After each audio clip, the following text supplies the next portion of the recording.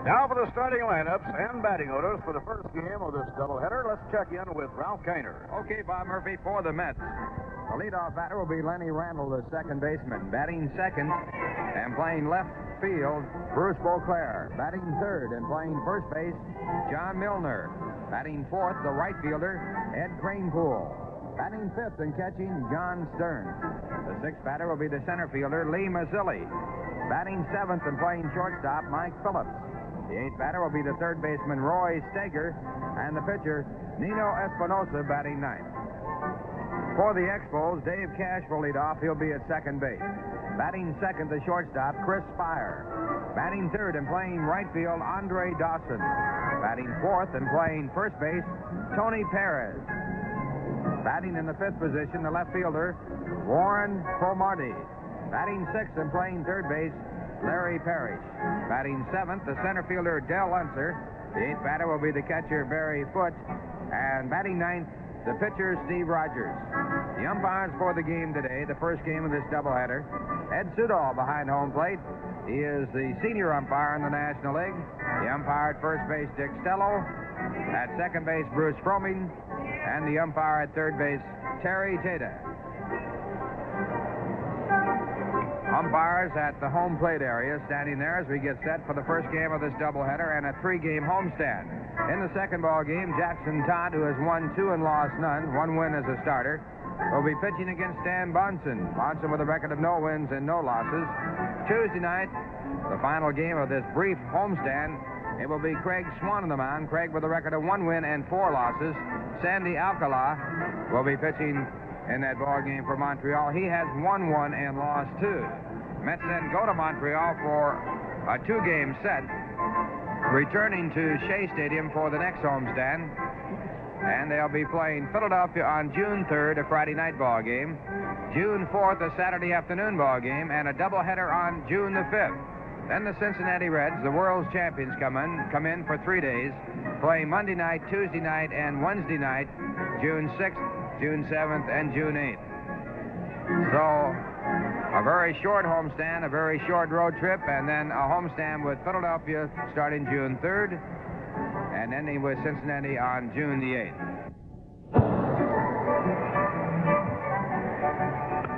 Checking out the scoreboard of yesterday's ball games, Philadelphia defeated the Mets by a score of 7-6. The Cubs beat Pittsburgh to sweep the 3-game series by a score of 3-2. Montreal outslugged St. Louis by a score of 14-4. Larry Parrish, the third baseman for Montreal, went 5 for 5 and home runs his last 3 times up. San Diego beat Houston 3-2. The new manager at San Diego will be Alvin Dark, replacing John McNamara. Cincinnati beat the Dodgers 8-1, winning their series 2 out of 3, and picking up a full game on the Dodgers. They now trail by 11.5 games. And San Francisco beat Atlanta by a score of 3-2. In the Eastern Division of the National League, the Cubs lead Pittsburgh by 1.5 games, the Cardinals by 3, Philadelphia by 5, Montreal by 11.5, and the Mets by 13. And now the Mets have taken the field on a cool day here at Shea Stadium, but a beautiful day. And on this Memorial Day here at Shea Stadium, they will observe a moment of silence for those that we wish to honor. Who have given their lives in the service in honor of the men our country and women who have given their lives for the service of our country.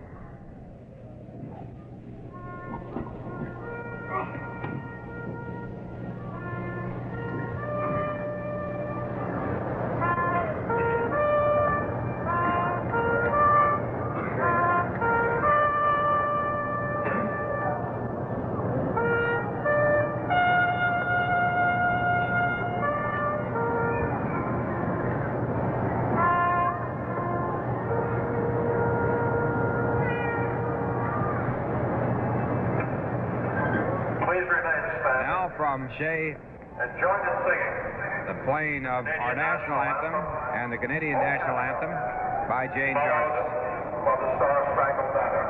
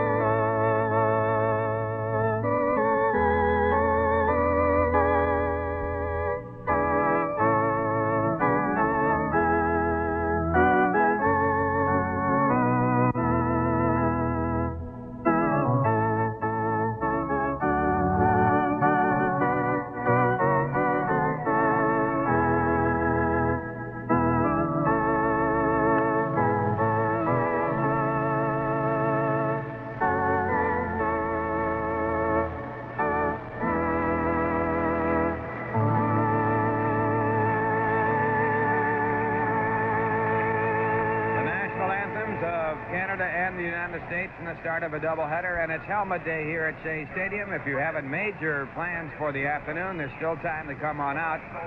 Seats are available and parking available. Every boy and girl who pays their way into the ballpark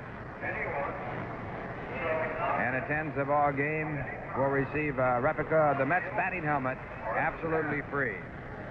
In the American League, yesterday's results, the Yankees beat the White Sox, by a score of 5-2. Cleveland over Oakland 5-4. California defeating Toronto 3-2. Minnesota beat Baltimore 3-2. Seattle over Detroit 6-4. They won their first series ever in a sweep.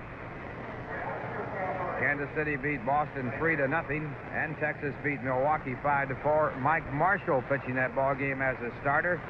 He had been in relief over 400 times before he made his start yesterday. Baltimore leading the Yankees by a game and a half, Boston by 2.5 games, Milwaukee by 4, Cleveland by 6, Detroit by 8, and Toronto by 8.5. Minnesota leading the White Sox by 3, Texas by 5, California by 5.5, Oakland by 7, Kansas City by 7.5 games, and Seattle by 11.5 games. Incidentally, highlight of the California game over Toronto, won by Nolan Ryan, and Nolan Ryan now has struck out 10 or more batters in 90 ball games.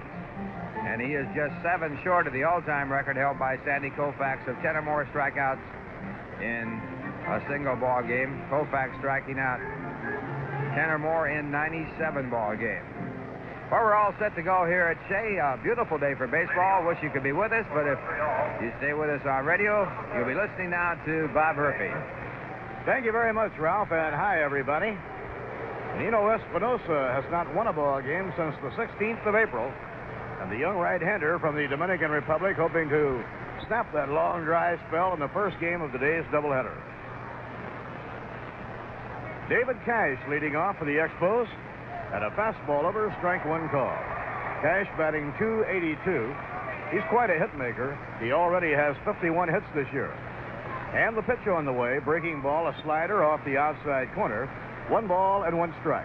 Expos have had good hitting so far this year. They have a team batting average of .264. The 1-1 delivery and a changeup outside and low, ball 2. Beautiful day for baseball. Hope you're planning to join us here at Shea Stadium.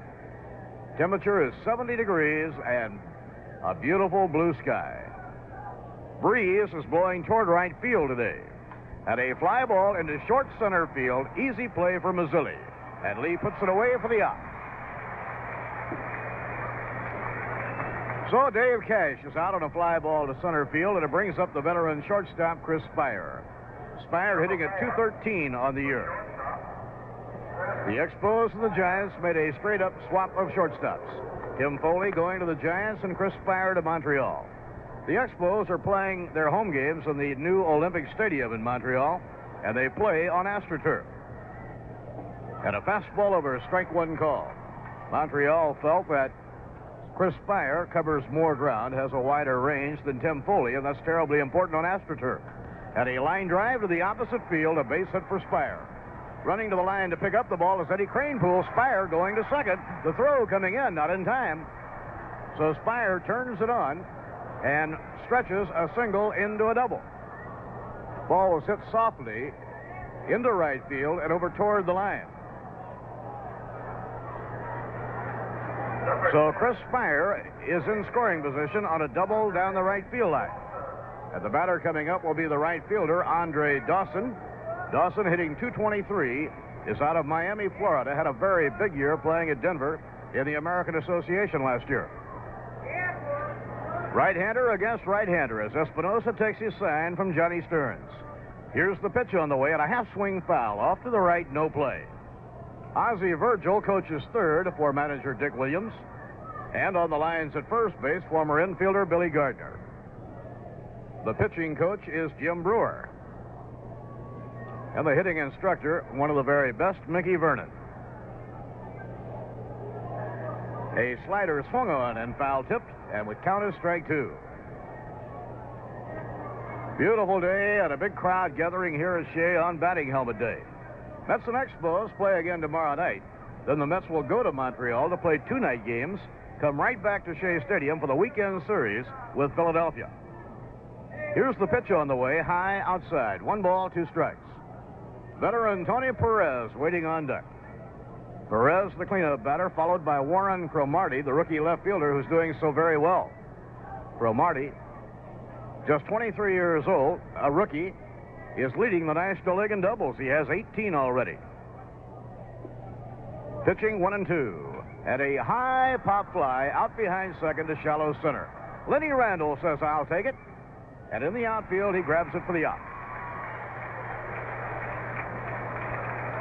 2 men away, and it brings to the plate Tony Perez. First baseman, Tony Perez. Tony off to a good start, batting .263. He leads the Expos in RBIs with 23. Tony Perez, over the last 10 years, has more RBIs than anybody in the National League. He did it all with the Big Red Machine. The Big Red Machine has been missing Tony Perez this year. Here's the pitch on the way, a changeup, strike called in the outside corner. The senior umpire in the National League, Ed Sudol, is behind the plate today. Dick Stello, Bruce Fromming, and Terry Tata are on the bases. Randle makes a move to hold the runner close at second, and a fastball high and tight. 1 ball, 1 strike. Well, we hope you're on your way to Shea Stadium. What a gorgeous day. Wow. 1 ball and 1 strike to Tony Perez. Perfect day for baseball. Now Espinosa checks the runner. Here's the pitch on the way. Ground ball knocked down by Espinosa. Plenty of time. Picks it up, throws to Milner, side retired. So Nino getting off to a good start. No runs, 1 hit, 1 left. In the middle of the first inning. The Expos nothing, and the Mets are coming up. Do you realize how many of you out there have questions about your federal government for which you just can't seem to find the answers? What's the minimum wage? Can I go camping in a national park? How do I register a trademark? Do I need a visa to travel to Bogota? Does the government require life jackets on boats? The answers to questions like these are easier to find than you may realize. Your local Federal Information Center is staffed by people who can either answer your questions or direct you to the proper government office where you can get assistance. The Federal Information Center provides a vital link between you and your government. We're listed in the phone book under U.S. Government. No question is too complicated or too simple. So remember us, your Federal Information Center. Our job is to help you get the answer.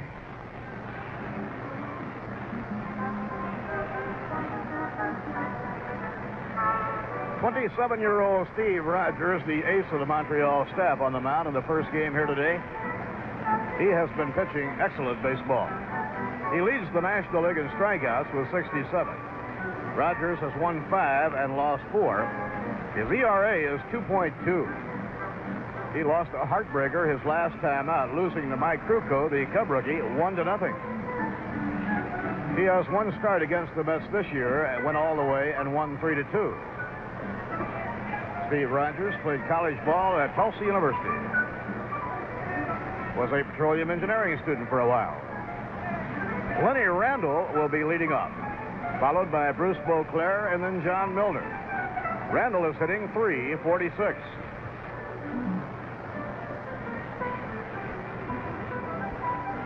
These two ball clubs both fell on hard times during the month of May. The Mets have won 7 and lost 18 in May. And the Expos have had the same trouble. They've won 8 and lost 17.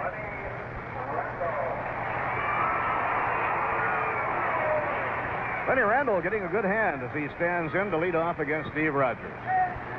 In the second game today, Stan Bonson will make his National League debut for Montreal, and Jackson Todd will pitch for the New York Mets. First pitch to Lenny Randle, a curveball at the knees, strike 1 call. Rogers has a greatly improved curveball, much better than a year ago. Here's the pitch on the way, swing and a miss at a curveball. It is strike 2. With that improved curveball, he has been striking out more hitters than any pitcher in the league so far. Now the semi-no wind-up tank delivery and a fastball way outside. 1 ball, 2 strikes. That's playing their 4th doubleheader of the year. Another doubleheader on Sunday with Philadelphia. Now a hard slider inside, 2 balls and 2 strikes. Rogers will throw a lot of breaking balls, and when he's on top of his game, the infield gets quite a workout on grounders. And a ground ball hit slowly to shortstop. In comes Speier. He can't make a play, and Randle is on with an infield hit. Speier's only hope was to swipe at it with his throwing hand and make the throw in the same motion. He couldn't come up with it. It is a base hit. Now here is Bruce Boisclair, and Bruce has had a hot bat. 12 hits in his last 29 at-bats. That is a .414 pace. And now Bruce is over 300, batting .310. Rogers will work from the stretch. Tony Perez holds against the runner, and a throw to first, not in time. Randle had a big lead. He had to make a long dive to get back to the bag. The third baseman, Larry Parrish, playing in close. Throw to first. Oh, he just got back. Larry Parrish had quite a game for Montreal yesterday in St. Louis. He had 5 hits, 3 home runs, and 2 singles. The home runs came his last 3 times at bat. Throw to first. Randle diving headlong, gets back to the bag. 3 times in a row now that Rogers has thrown over, while Boisclair waits at the plate.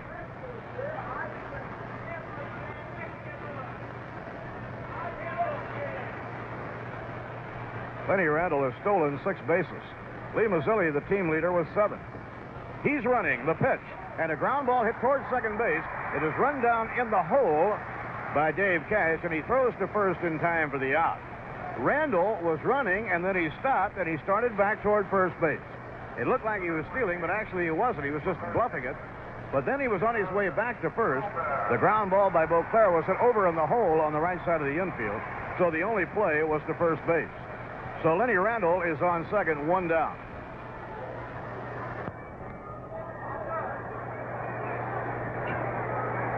John Milner hitting .281. Milner hit a 2-run homer in the 9th inning yesterday in Philadelphia. Rogers checks the runner. Curveball high, 1 ball, no strikes.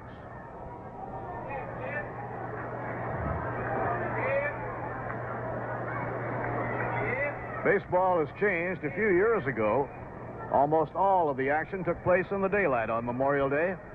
Now, on this Memorial Day, most of the games take place tonight, off the outside corner.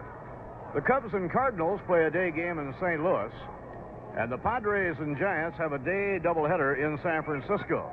They start day doubleheaders out there at high noon or 3 p.m. here in New York.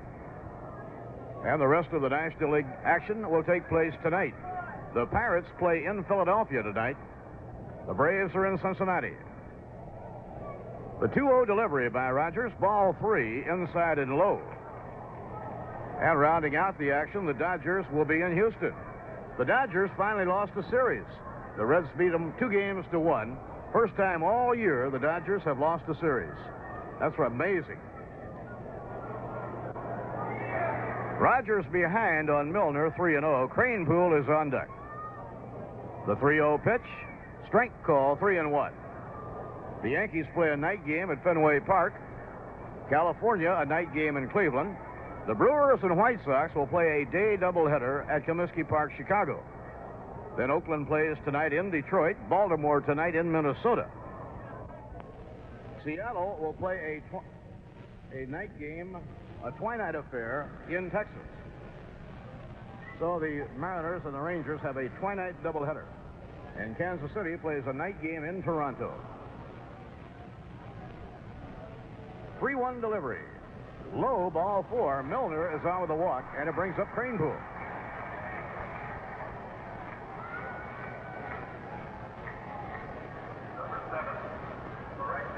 Eddie Kranepool hitting a solid .340. 5 homers and 17 runs batted in. On this Memorial Day, the flag is flying at half-mast to honor those men and women who gave their lives in the service of our country. And a fastball of the outside corner, strike 1.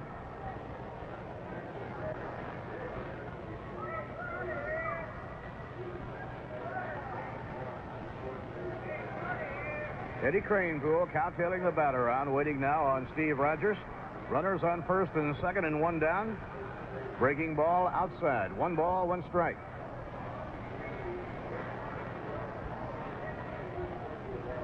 Dave Kingman is available to pinch hit on the doubleheader today. Dave suffered a Charlie horse in the game in Philadelphia yesterday. Cannot run it well enough to be in the lineup, but he could pinch hit. Lenny Randle on second and John Milner on first. Randle is running, and they've got him hung up. He's picked up. Now he's in a rundown play between, and the ball is dropped. The ball is dropped. Randle racing on to third, and Milner is safe at second. So the Mets get a break, and they have runners on second and third. The ball was dropped in the rundown play. Randle was stealing third, but he left too soon. Rogers just stepped up and threw to third, and into the rundown play went Lenny Randle. John Milner started moving over to second base to get himself into scoring position. The throw was dropped in the rundown play, and Milner had to yell at Randle, who was looking the other way, "Hey, go on to third, you can make it."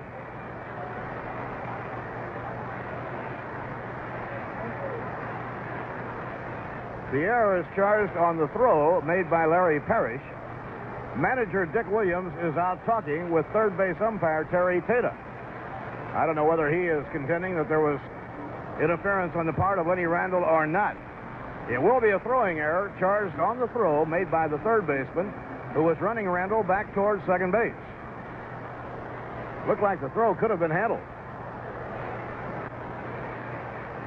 Now the Expos will bring the infield in.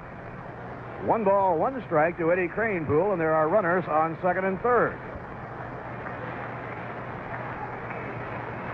Here's the pitch by Rogers. Outside, a fastball, missing 2-1.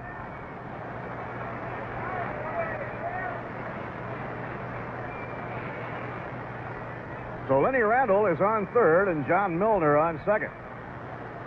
Stearns, the on-deck batter, the pitch to Kranepool, swing and a miss. Fastball that evens the count at 2 balls, 2 strikes. Montreal playing the outfield around to right. They have Warren Cromartie in left, Del Unser in center, and Andre Dawson is around and right. The infield playing in close for a play at the plate. And a swing and a miss, he struck him out. Kranepool, who rarely strikes out, went for a bad pitch, a high hardwood. Number 12. Now the Mets need a base hit to get on the board, and the hitter is John Stearns. John, batting .274, has 5 homers and 14 runs batted in. Well, Rogers reached back for that extra yard on that fastball and struck out Eddie Kranepool. So the infield drops back with 2 men away. And it misses the inside corner. 1 ball, no strikes. The doubleheader just underway here at Shea Stadium on Memorial Day. Rogers getting the signs from Barry Foote. The runners lead from second and third. Low and outside, ball 2. 2 balls and no strikes. Montreal in the infield playing Tony Perez at first, Dave Cash at second, Chris Speier at short, and Larry Parrish is at third.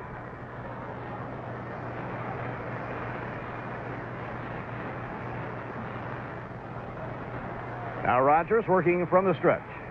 The 2-0 delivery and a fly ball looped into short left field. It might drop in. Back goes Speier. Dawson and Cromartie makes a diving one-handed catch. Warren Cromartie saved 2 runs. The ball was out of the reach of the shortstop Speier, and Cromartie left his feet, made a headlong dive with the glove hand extended, and made a miraculous grab as he went sliding across the grass.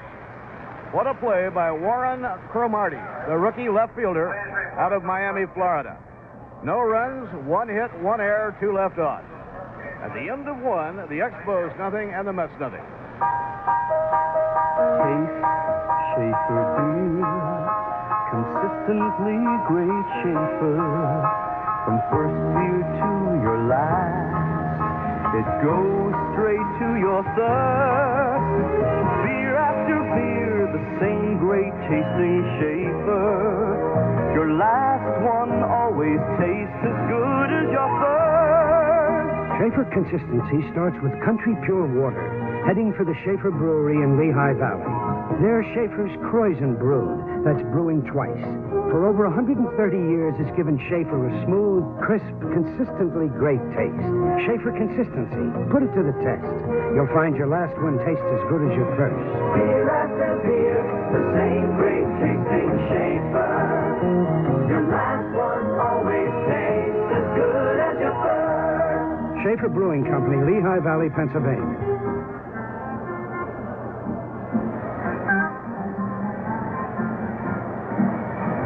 Warren Cromartie, who made that great catch to rob Stearns of 2 RBIs, will lead off. Cromartie is a 23-year-old rookie outfielder out of Miami, Florida. Batted .337 with the Denver Bears last year in the American Association. Montreal has been going with a very young outfield. Ellis Valentine, who has been playing every day, is missing at least the first game here today due to a sore throat. Dawson, the right fielder, is 22. Cromartie, the left fielder, is 23, and Valentine, 23. Dawson has not been playing of late. Del Unser has been playing a great deal. So Warren Cromartie, left-hand hitter, batting out of a crouch, takes outside ball 1. He's hitting .299, and he leads the National League in doubles with 18. Nino Espinosa fires fastball over a strike call. 1 ball, 1 strike.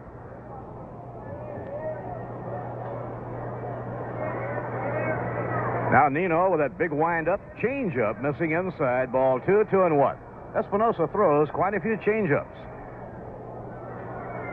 Ozzie Virgil coaching third. Billy Gardner is coaching first. The 2-1 delivery, hit late, a foul ball, back toward the press box. Tomorrow night, final game of the series with Montreal. Craig Swan will pitch tomorrow night for the New York Mets. Swan has a real good pitching arm. Now he's swinging a foul ball. Swanee has not been able to get it together so far this year. He looked very good in spring training. One real good ball game just might get him going. He certainly has a major league arm.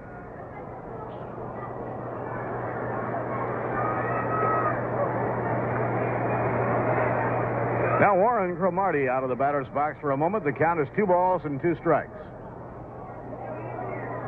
He's had 49 hits this year. 18 of the 49 have been doubles. Now a fastball taken high, and it's 3-2. Full count, 3-2 on Warren Cromartie, the left fielder, hitting number 5 in the order. And the pitch on the way, hit late, a foul ball. That might have been ball 4. He helped Nino Espinosa out. Larry Parrish, the third baseman, will be up next, and then Del Unser. Mets are going to see the new Olympic Stadium for the first time on Wednesday night. They play Montreal at the stadium, the Olympic Stadium, on Wednesday night and Thursday night. Espinosa winding, the 3-2 delivery. Foul ball again, behind third and up into the crowd. Cromartie looks like he may hit to the opposite field quite a bit.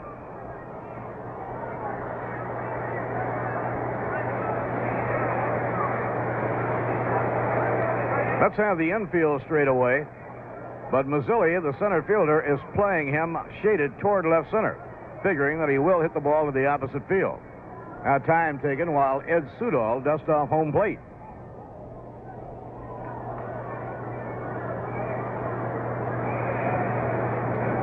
Feet wide apart, Warren Cromartie, left-hand hitter, waiting. And he pops the ball high in the air to left field. Bruce Boisclair flips the sunglasses, and he has it for the out. So he does hit the left, and he flies out to Boisclair. 1 out and nobody on. And the hitter will be Larry Parrish. Larry Parrish. He started the game yesterday in St. Louis with 2 home runs. And when the day was over, he had 5 for the year.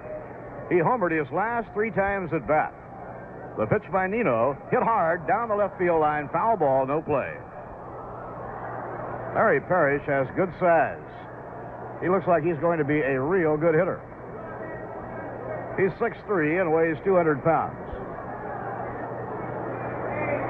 Now the windup, in comes the pitch. Off the end of the bat, a foul ball back toward the crowd. No play for Johnny Stearns.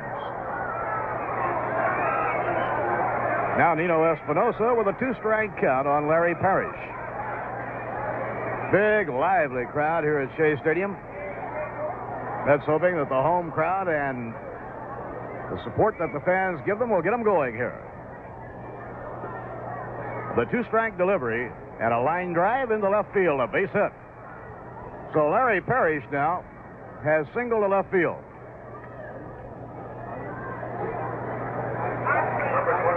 So Larry Parrish now has 6 hits in a row. He was 5 for 5 yesterday. And former Met Del Unser comes to bat. What a day for Larry Parrish in St. Louis yesterday.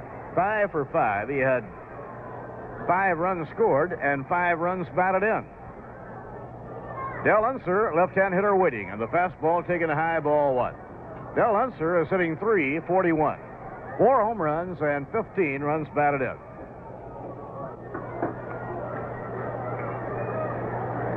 One out and one on here at the top of the second. Here's the pitch on the way. Strike called on the inside corner at the knees. Del Unser asking Ed Sudol about the location of the delivery. So it's 1 ball and 1 strike. Barry Foote, the Montreal catcher, is the on-deck batter.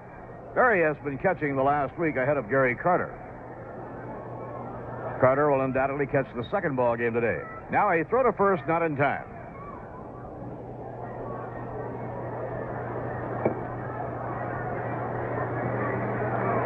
Espinosa eyes the runner. He's going. The pitch. Foul ball. Back into the crowd. No play.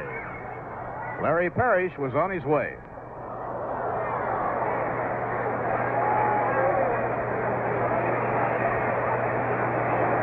Everywhere you look at Shea Stadium today, you see the royal blue batting helmet of the New York Mets. Batting helmet day, and every boy and girl 15 years of age and under buying a ticket and attending the Twin Bill received one. Throw to first, not in time. Espinosa with a count of 1 ball, 2 strikes on Del Unser.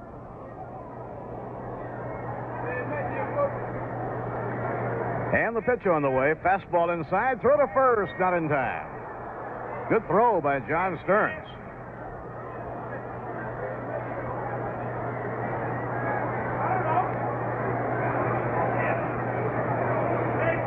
The runner on first base, Larry Parrish. We have 1 man away and no score. We're in the second.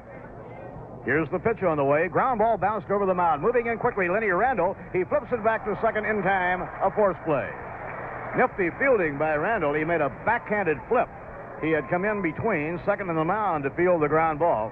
He flipped it, and Phillips was right there, and they get a force play.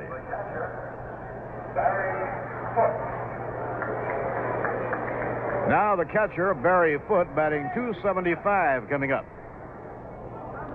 Gary Carter sitting out the first game. Gary Carter is hitting .302.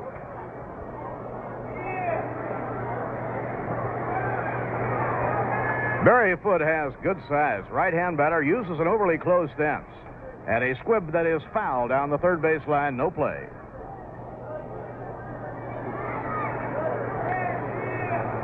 Following the game tomorrow night, the Mets go to Montreal to play 2 ball games, Wednesday night and Thursday night. And Friday night, they're back here at Shea Stadium for a 4-game series against the Phillies. Mets will be trying to settle a score. They play the Phillies here at Shea Friday night, Saturday afternoon, and a doubleheader on Sunday. Then the Reds come in for 3-night ball games, Monday night, Tuesday night, and Wednesday night. There goes the runner. The pitch on the way, a fly ball foul down the right field line. It'll go into the crowd, out of play. And again, Montreal had the runner, Del Unser, this time on his way.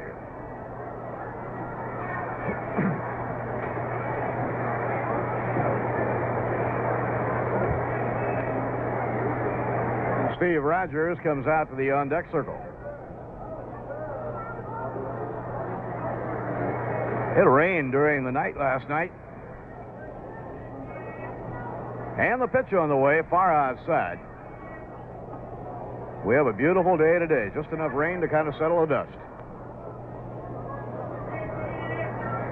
Nino Espinosa has a count of 1 ball and 2 strikes on right-hand batter Barry Foote. And the pitch. Swing and a miss. He got him. kind of a half-hearted swing, and the pitch was over. So that retires Montreal with no runs, 1 hit, 1 left. In the middle of the second, at Shea, the Mets nothing, the Expos nothing. If all you need is money, come on into HFC. Come on in, come on in, come on into HFC. If you're thinking about a nice, faraway vacation, but money's keeping you close to home, come on into Household Finance. With an HFC travel loan, you could get away from it all, far away from it all. Come on in, come on in, come on into HFC. HFC, an equal opportunity lender. So come on in, come on in, come on into HFC.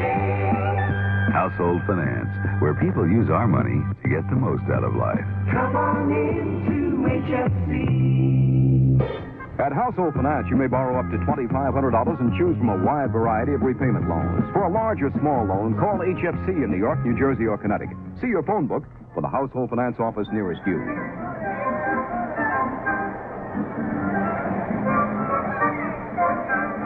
The home second inning at Shea, and Lee Mazzilli will lead off against Steve Rogers. It will be Mazzilli, Phillips, and Staiger batting in the bottom half of the second.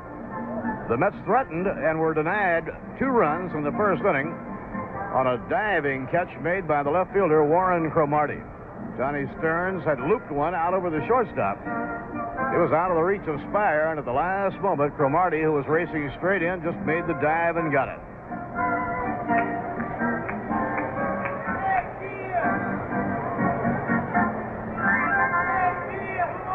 Lee Mazzilli batting at .215.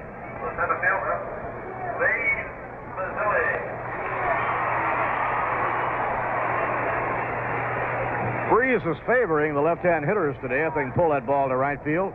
And a bluff bunt attempt, and actually it ticks foul off the bat. Mazzilli, really, I don't think had any intention of trying to drag the bunt, but the ball did tick his bat. He had the bat out there. Mike Phillips is now in the on-deck circle. Now Rogers, around with the right arm, curveball over, a strike call. He has a good one. Rogers has won 5 and lost 4, a 2.2 earned run average. Next pitch to Mazzilli, wide, 1 ball, 2 strikes. Rogers leading the National League in strikeouts. He now has 68.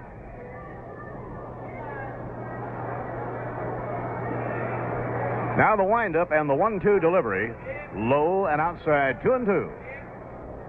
We had a good batting spurt when the Mets were in California, but his bat cooled off on the last homestand.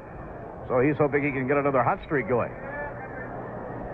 Now the 2-2 delivery, way inside, ball 3, and that had a lot of velocity. Full count, 3-2.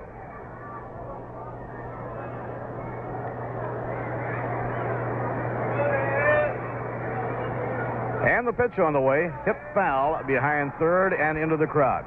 Mazzilli leads the ball club in walks. He has drawn 20. He also leads the team in stolen bases with 7.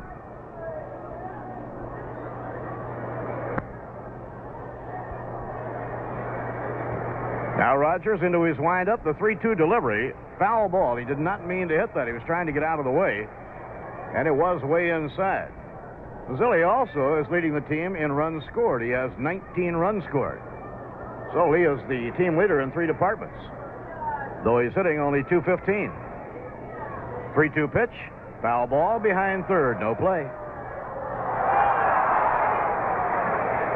Sometimes Rogers will run into a streak of wildness. His last start, he got beat by the Cubs 1-0. A walk forced in the only run of the game. 3-2 delivery at a fly ball into shallow right center field. Unser coming in, so is the right fielder Dawson, and Dawson makes the catch. Dawson has good speed. He needed all of it to get into that ball in very shallow right center. He caught it in full flight. Number 5. Well, the Expos getting good outfield play here in the first couple of innings. Mike Phillips hitting .186.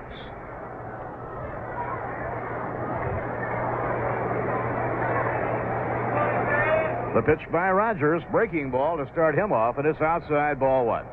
Rogers does not use a big windup. He uses kind of a semi-no windup type delivery, made popular years ago by Don Larson. And the pitch on the way. Fastball wide, ball 2, 2 balls and no strikes. Mets threatened in the first, and Cromartie made that spectacular catch to keep them off the scoreboard. Ball hit by Stearns was not hit hard, but it looked like it was going to drop for a Texas leaguer. Here's the pitch on the way, and a foul ball coming back upstairs, out of play. Tom Burgess coaching third, Denny Summers coaching first.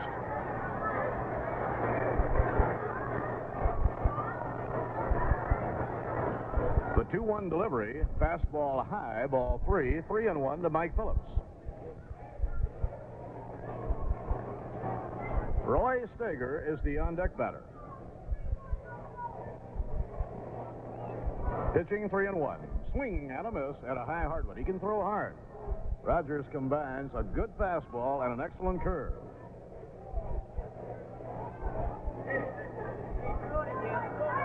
So Rogers again has gone 3-2.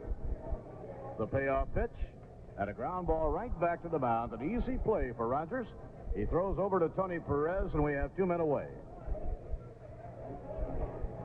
2 outs, nobody on. Roy Staiger is batting 8th.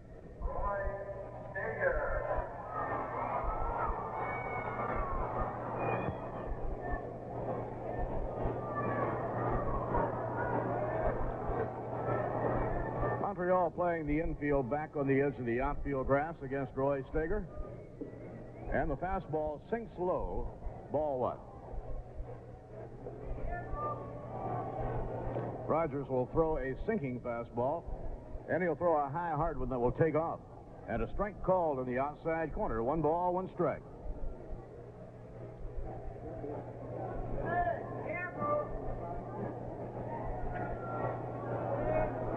Nice to visit with Dick Copley, our former executive producer, here at the ballpark today.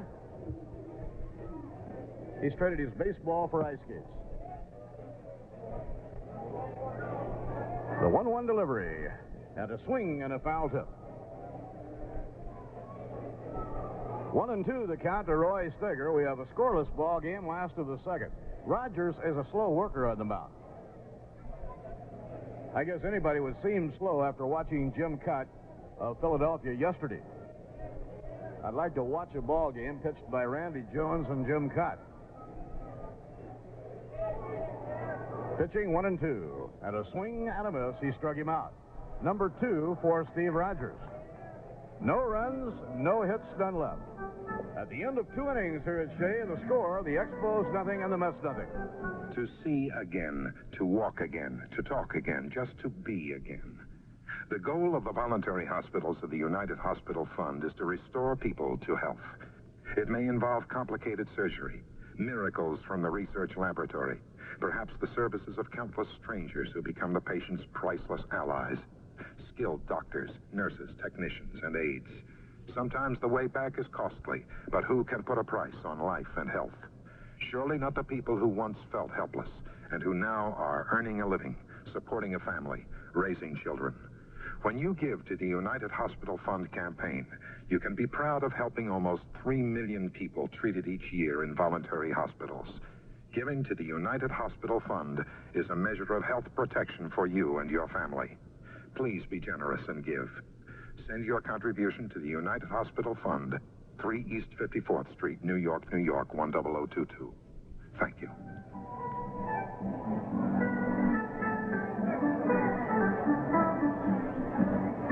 It is the 3rd inning at Shea Stadium. It is the first game of a doubleheader, and it is a magnificent day. Hope you're planning to join us.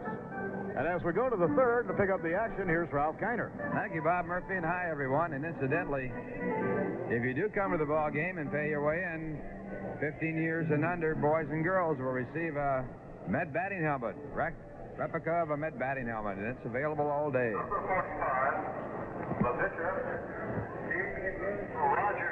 Steve Rogers, the leadoff for Montreal. Steve, a right-hand batter, has been up 29 times. He's had 4 base hits. Batting 138 and batting against Nino Espinosa, who has given up no runs, allowed 2 hits. And the first pitch inside the ball. Nino has struck out 1. He has walked none. Has a record of 2 wins and 3 losses. He comes back to the plate, catches the inside corner just above the knees, and accounted 1 ball and 1 strike. Now the 1-1 pitch on the way, and it's in there, called strike 2. Steve Rogers went to the same university you went to, didn't he, Bob? University of Tulsa. Didn't you both study petroleum engineering there? Very well-known petroleum engineering school. Must have been an easy course. Well, I'll tell you how easy it was. I gave it up after the first year. 1-2 the count. And the breaking ball that hangs high. The count 2 balls, 2 strikes. Slide rules, all those things. Takes a lot of brains to take that course. 2-2 pitch, strike 3 called. Espinosa gets his second strikeout. Both of his strikeouts have been looking. That'll bring up Dave Cash batting for the second time. Dave flied out to the center fielder, Lee Mazzilli, his first time up. Cash batting .280 for the year. Has a lifetime Major League batting average of .291. He has been in the Major League 7 years. He is a durable ball player. He's missed 2 games in 3 years.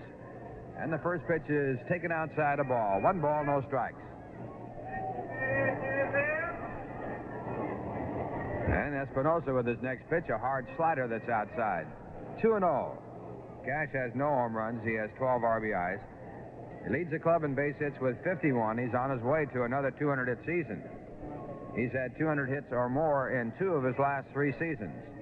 And Cash looks at a fastball at the knees. It's 2-1.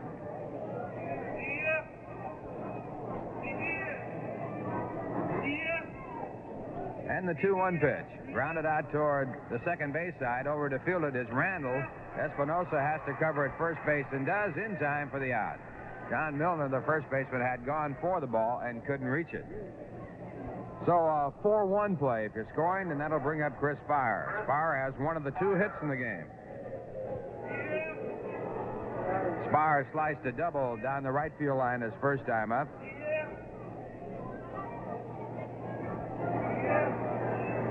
Speier hitting at .220 for the year. No home runs, 4 runs batted in. He has a lifetime average of .250. And the first pitch by Espinosa looked at and called a strike.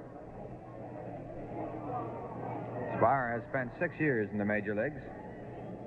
And an overhand curveball that misses outside. 1 ball, 1 strike. He was traded from San Francisco to Montreal for Tim Foley, who was once a Met. The 1-1 pitch. Breaking ball low and outside, 2-1. And Mike Jorgensen, who was once a Met, was traded just the other day for Stan Bonson. Jorgensen going to Oakland, and Bonson will be pitching in the second game of this doubleheader. It will be his first National League experience. Bonson had a record of 125 wins, 126 losses in the American League. And the next pitch, a called strike. It's 2-2. No score, 2 men out. We're in the top of the third.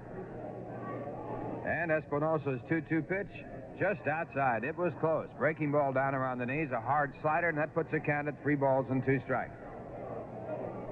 Opposing Stan Bonson in the second ball game will be Jackson Todd. Curveballing right-hander brought up from Tidewater. Todd with a record of 2-0, one of his victories as a starter. 3-2 on a very, very nice day here at Shea. And the next pitch is swung on and fouled back into the stands. Speier behind a fastball.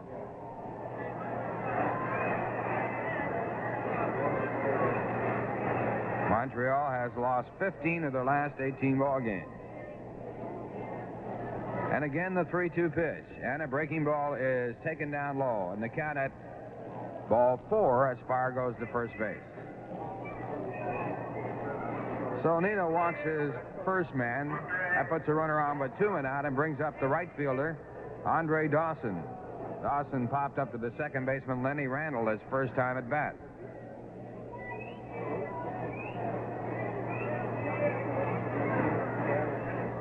Dawson batting .221, 1 home run, 8 runs batted in, and the first pitch is a fastball high for a ball. Dawson stands deep in the batter's box.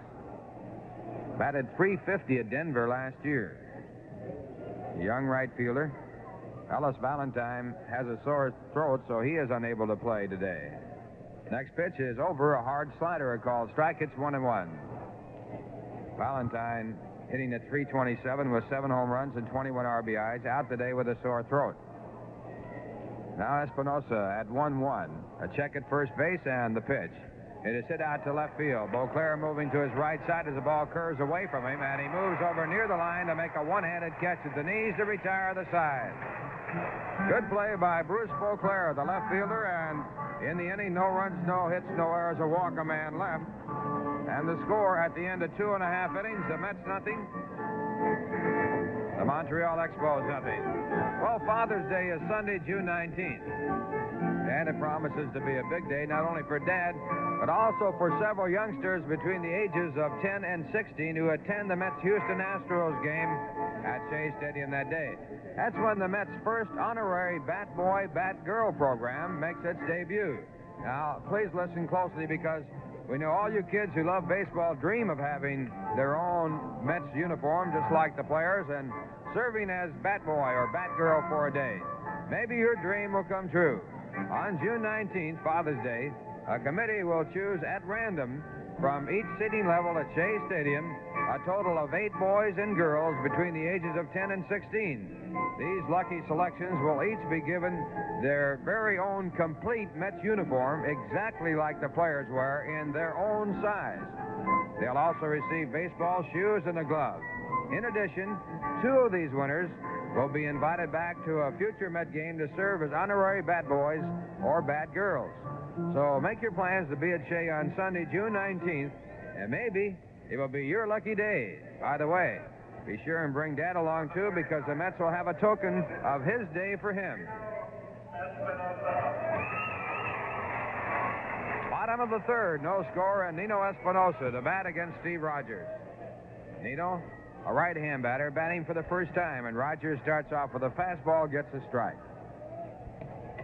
Nino has been up 10 times. He's looking for his first base hit. Rogers back, and the pitch is swung on and popped up in the infield. Coming up from first base is Tony Perez, and he is under the ball, and he makes the play. So 2 pitches and 1 away, and the batter will be Lenny Randle. Montreal, no runs on 2 hits. The Mets have no runs and 1 base hit. And a great play by the left fielder, Warren Cromartie, to save a run in the first inning on a bloop base hit by John Stearns. Bloop bid for a base hit by John Stearns. Mets had runners at first and third with 2 men out, and Cromartie made a diving catch of his Texas Leaguer. That saved the Met run. Now Lenny Randle, who had an infield base hit his first time up, batting for the second time. And the first pitch, a fastball. It's missed, strike 1. Randle batting .354. Batting left-handed against the right-hander, and he grounds the next pitch down to Tony Perez, who takes a tough hop and then throws to Rogers, covering at first base for the out. 2 men away, and that'll bring up Bruce Boisclair.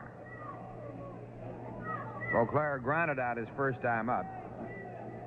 Prior to this ball game, in his last 29 times up, he had 12 hits, hitting at .414, so he is now 12 for 30. And his average with that good surge up to .306. Boisclair, a left-hand batter, uses that wide stance, that a la Joe DiMaggio type stance, and he hits the first pitch out to left field, left center field, over his Cromartie, and Warren puts it away for a 1-2-3 inning for Steve Rogers. And the score at the end of 3 now, the Expos nothing, the Mets nothing.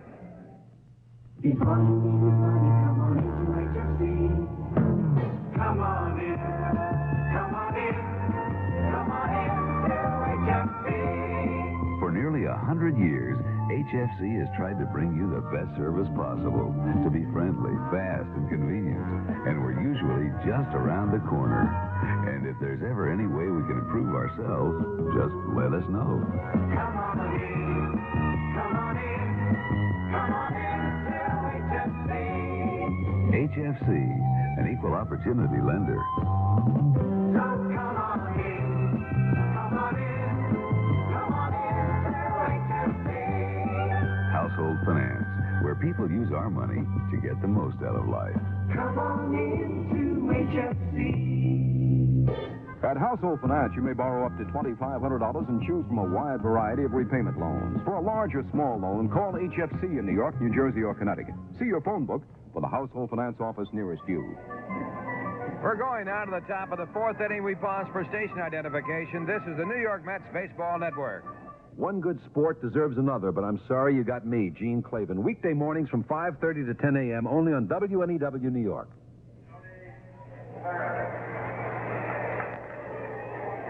Ralph Kiner along with Bob Murphy and Lindsey Nelson from Shea Stadium. Top of the fourth, no score, and Tony Perez, the leadoff for Montreal. Expos with no runs, 2 hits. The Mets have no runs and 1 base hit. And Nino Espinosa with his first pitch. He misses outside. It's ball 1. Tony grounded back to Nino and was thrown out his first time up. And the next pitch is a breaking ball in the dirt. The count at 2 balls and no strikes. Perez batting .261. He has 5 home runs, 23 RBIs. Has a lifetime batting average of .283 over 12 years. And now a pitch just outside. It's 3-0. Tony Perez, over the last 10 years, the toughest RBI man in the National League, playing for the Cincinnati Reds.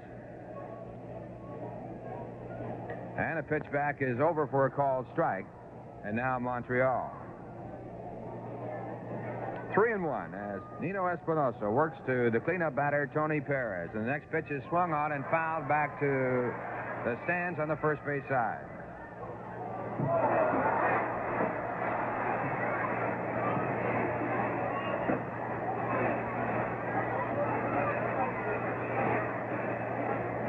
Perez has been up 153 times with 40 hits. He's had 6 doubles and 5 home runs. The 3-2 pitch hit out to center field, deep center field. Mazzilli back to the warning track, now near the wall, turning and making the catch. Long fly ball to just about the 396 mark in center field. And Tony a long out, and that brings up the left fielder, Warren Cromartie. Cromartie leads the National League in doubles with 18. He has no home runs. He's driven in 11. He's batting .297. Last year at Denver, Cromartie batted .337. Left-hand batter with outstanding speed. Staiger moves in to guard against the possibility of a bunt, and the ground ball hit off the first pitch is at the second baseman, Lenny Randle. He has it, and the throw to first for the out. Cromartie breaking his bat, grounding out, 2 men away. That will bring up Larry Parrish, who is really hot. He has had 6 hits in his last 6 times up. He brought a string of 5 for 5 from yesterday's ball game with the Cardinals in, and included in that 5 for 5 home runs his last 3 times up. Parrish with that surge, batting at .270 now with 5 home runs and 17 RBIs, and the first pitch a called strike. Larry is not known as a home run hitter. He's highest total 11. And he grounds the next pitch off to the left side at strike 2. And they credit his hitting surge against the Cardinals to the fact that he went to a heavier bat. His first time up in this game, he singled the left field, so he lost a chance to do something not many people have done, hit 4 consecutive home runs. But he did keep his hitting going at 6 for 6. The 2-strike pitch on the way, and it's high and inside. Parrish has to duck away. 1-2.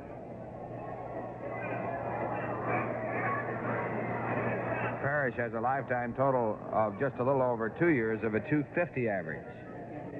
And a pitch tried for the outside corner, just missed. A slider there, 2-2. Nino Espinosa making his 7th start and 10th appearance of the year. Next pitch is out to left. He's now 7 for 7 as he singles again. So Larry Parrish on a hitting surge, 7 for 7 in his last 7 times up. That'll put a runner on first base with 1 out. The 3rd hit given up by Espinosa, and it'll bring up the center fielder, Del Unser.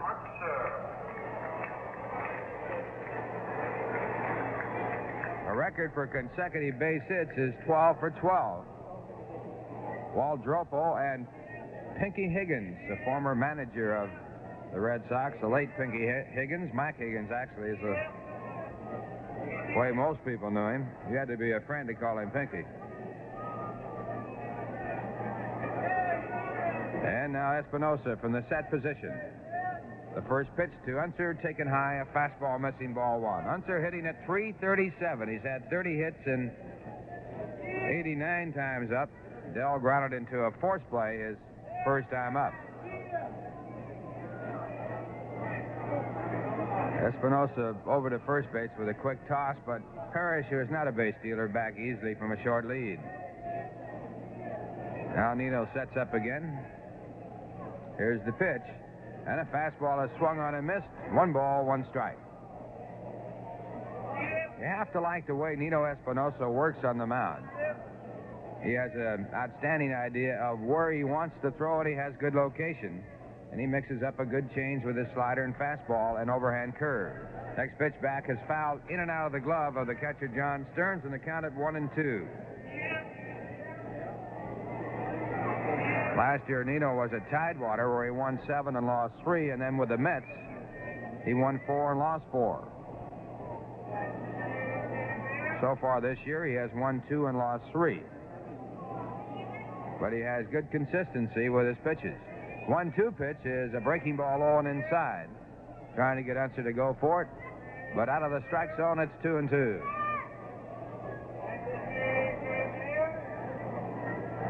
Once again, Nino over to first base, and again, Parrish back from a short lead. Del Unser, a left-hand batter, former Met. And the 2-2 pitch is just outside, and that fills it to 3-2, and Parrish will be running with the next delivery. Milner going off the bag, looking for some extra defensive room. Figured there's no sense of holding the runner. On a 3-2 count, he'll be running anyway. And now the pitch. With the runner going, it's grounded out toward Milner, but in foul territory, and he gloves it. The count stays at 3-2. Parrish back to first. Second ball game, Jackson Todd, 2-0 against Stan Bonson. This is a short series. 2 days and 3 games.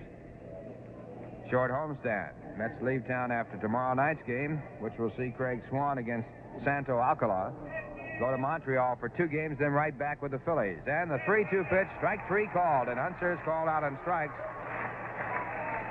And that is strikeout number 3 for Nino Espinosa. And all 3 have been looking. No runs, 1 hit, and 1 man left at first. And the score at the end of 3.5 innings, the Expos nothing, the Mets nothing. If you buy unleaded gasoline, you may have noticed that lead isn't the only thing missing. It's probably pretty low on performance, too. That's because most unleadeds just don't have a high enough octane rating to give you the performance you want. In fact, according to standards set by the American Society for Testing and Materials, only 3 unleaded gasolines have a high enough octane to be called regular. To help you choose between these 3, one of them usually sells for less. Getty. Getty Unleaded Regular gives you the clean running engine you expect from an unleaded, plus the octane performance you want. And you pay less than you would for most other major unleadeds. Now think a minute. Why settle for an unleaded gasoline that's below regular when you can get one that's regular? Tennis fans, Getty's got something else you're really going to like. 2 tickets to selected New York Apple matches for the price of 1. To get your 2-for-1 coupon, just drive into any participating Getty station between May 2nd and August 8th. Getty, the company that gives you more gasoline for your money, will be giving you more World Team Tennis for your money. Offer void where prohibited by law. No purchase required. We're going now to the bottom of the 4th inning of a scoreless ball game, the first game of a doubleheader. Expos have no runs on 3 hits. The Mets have no runs on 1, and the 1 base hit was a leadoff base hit in the ball game by Lenny Randle, an infield base hit. Steve Rogers pitching for Montreal. He has a record of 5-4. 1 victory against the Mets, no defeats. And his first batter will be John Milner, who walked his first time up. John has had 18 hits in his last 47 times up, batting at .383 to raise his average to .281. John Milner, a left-hand batter, and Rogers, a right-hand pitcher. With the first pitch, it's outside a ball. Last year, Steve Rogers won 7 and lost 17. He has been considered a good pitcher in spite of his under .500 record. There's a pitch back, a called strike. It's 1-1. His lifetime record in the major leagues, 48 wins and 60 losses. But he has been pitching for a club that has been down the bottom of the standings. Now a curveball tried and misses low. 2-1. Rogers has struck out 2. He leads the National League in strikeouts with 69. Next pitch back, a good hard fastball over the inside corner. A called strike. It's 2-2.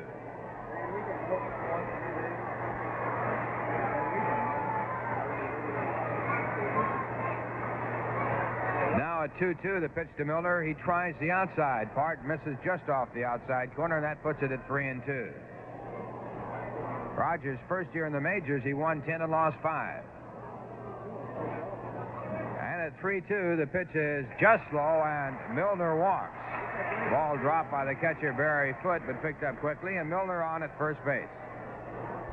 Second walk given up by Rogers. It brings up Ed Kranepool.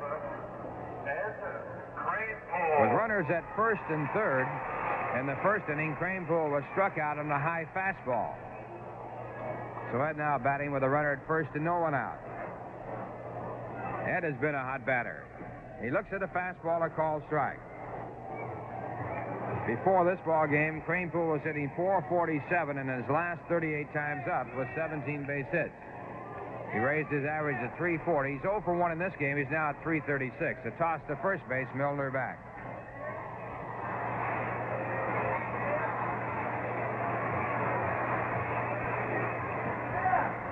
And Rogers again to the set position. Here's the pitch. Kranepool looks at a pitch low and outside. Again, the fastball. It's 1-1. Milner has no stolen bases and no attempts. Takes a very short lead off at first base. He does have good running speed. Very good running speed. Rogers again to the set. The 1-1 delivery on the way, and it is over the outside corner. Again, the fastball, and the count at 1-2.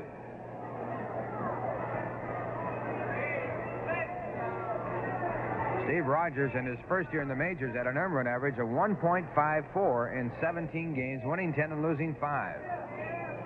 15 decisions in his first 17 games in the major leagues, 10 of them winning decisions. Now a fastball sliced into the stands foul on the third base side. The count stays at 1-2. Rogers was first drafted in 1967 by the New York Yankees. That was after graduating from high school in Springfield, Missouri. He didn't sign. He went on to Tulsa University, where he was a pitching standout. Again, the 1-2 pitch. And a half swing by Kranepool. Did he go far enough? And the third base umpire appealed to, and Terry Tatus said Kranepool did swing, and he has struck out for the second time. Strikeout number 70 for Rogers. A league leading 70, and it brings up John Stearns, who was out on a great diving catch by the left fielder, Warren Cromartie, and that kept the Mets from scoring in the first inning. Mets had runners at first and third with 2 men out. Stearns a right-hand batter, and the first pitch a slow overhand curveball, a called strike. Stearns hitting .271.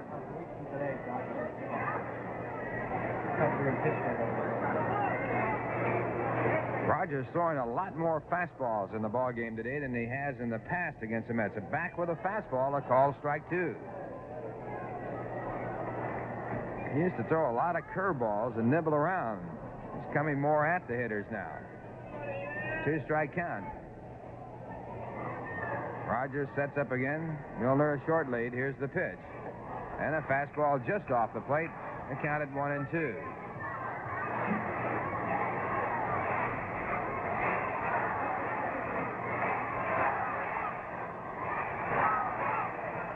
Rogers is a coin collector. And he comes in with the next delivery, and it was a foul tip. And Stearns, arguing that the ball was fouled off his bat, is called out on strikes by Ed Sudol. Stearns arguing with Sudol, saying that he did not tip the ball. And Sudol now returning the argument and taking off the mask. And when the mask comes off, look out. Joe Frazier coming up. He wants to keep his catcher in the ball game, and he takes up the argument.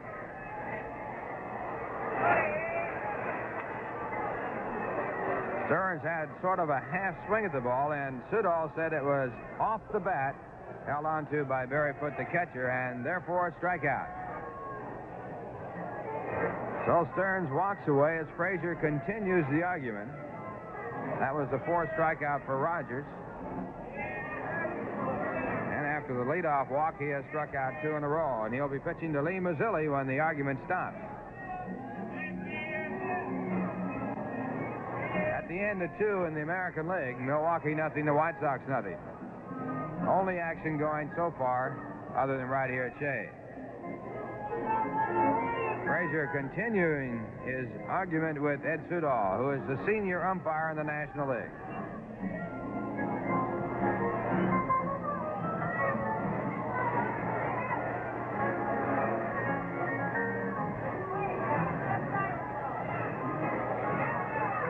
And now Frazier leaving the area, and as he leaves, he turns and says something over his shoulder, which gets Sudol's attention, but that's about all. So now Lee Mazzilli due up. Lee, batting from the left-hand side, was out in a fine running catch of a short fly ball by the right fielder, Andre Dawson. Mazzilli hitting .214. He's had 4 hits in his last 34 times up.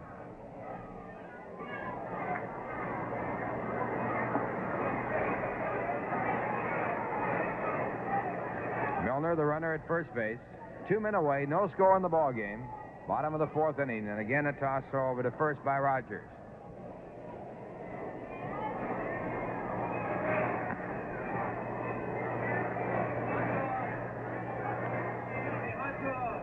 Now the first pitch, a slow changeup that misses the strike zone. It's ball 1.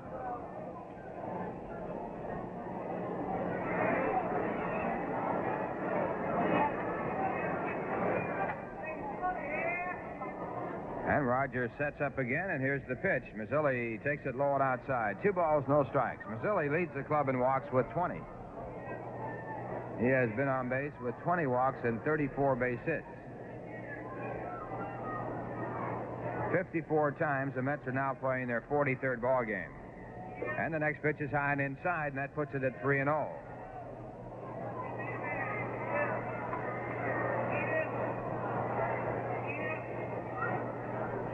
Rogers makes his home in Canada now. Born in Jefferson City, Missouri. 3-0 pitch to Mazzilli, a called strike. It's 3-1. He was selected by the Expos in the first round of the secondary phase of the June 1971 free agent draft. And Rogers, with his 3-1 pitch, it's in there at the knees, a called strike 2, and that fills it out. Milner will be running with the pitch with 2 men away, and the first baseman, Tony Perez, moving about 5 steps off the bag.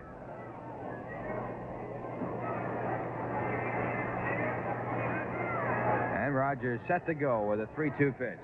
Milner running, and the ball is hit through the middle, going over is Speier to make a good play. Starts to throw to second base, and sees he has no play there, and then with his delay, he loses the runner at first base, and Mazzilli will get a base hit. Speier going behind the bag to make a spectacular catch, and then he was going to shovel it off to Cash at second, but there was no chance with Milner running on the pitch. Cash was playing over away from second base because of the left-hand batter, and then when Speier threw on the first base, he lost Mazzilli. So the Mets get their second hit in the ball game and have runners on at first and second with 2 men out, and Mike Phillips coming up. Both hits now have been infield base hits for the Mets. The first pitch to Phillips, a curveball over the inside corner, a called strike. Phillips bounced back to the pitcher and was out his first time up. Mike hitting at 183.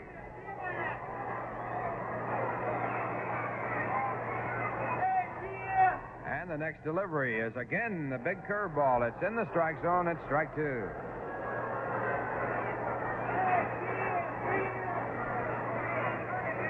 Rogers now going to 2 big breaking curveballs to get a lead on Mike Phillips with a 2-strike count. Signs are out, and the next delivery, a fastball outside. 1 ball, 2 strikes. Rogers' fastball is a sinking fastball. He has given up only 2 home runs in working 94 innings so far this year. Again, the signs are out, and at 1-2, the pitch to Phillips, swung on and missed, and Phillips is the 5th strikeout victim, and in this inning, all 3 outs were strikeouts. That retires the side, and the Mets leave 2. 1 base hit and a walk. And the score at the end of 4 is Bob Murphy comes back in for the play-by-play. The Expos nothing, the Mets nothing.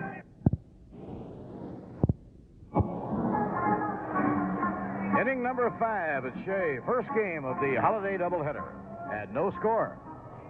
Barry Foote, batting 8th of the order, the Montreal catcher, will lead off against Nino Espinosa. Montreal, no runs, 3 hits, 1 error. New York, no runs, 2 hits, no errors. Barry Foote was struck out by Nino his first time at bat. Espinosa has walked 1 and struck out 3. Fastball down the middle, strike 1 call. That's with the infield, a stride to left against the right-hand hitter. Hard fastball off the outside corner, 1 ball, 1 strike. Nino Espinosa throws a fastball, curve, slider, and a good change. The 1-1 delivery, changeup, and a strike called on the outside corner. That's the first changeup that Nino has gotten over. He has thrown about 5 so far. Pitching 1-2. Fastball inside, 2-2. Nino is a rather rapid worker on the mound. By contrast, Steve Rogers is very deliberate. Pitching 2-2. And a swing and a foul tip. The ball is in the dirt. Count holds at 2-2. Mets and Expos play here at Shea tomorrow night. And the following 2 nights, they play in Montreal. Mets are back home Friday night playing the Phillies. And a foul ball off the end of the bat coming back into the crowd.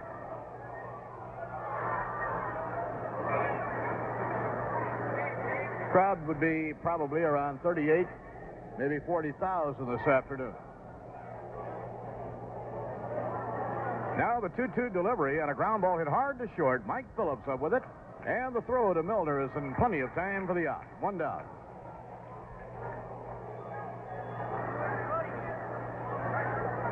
One out and nobody on. Rogers will bat for the second time. The Montreal pitcher was called out on strikes in the 3rd inning. He's had 4 hits in 30 times at bat.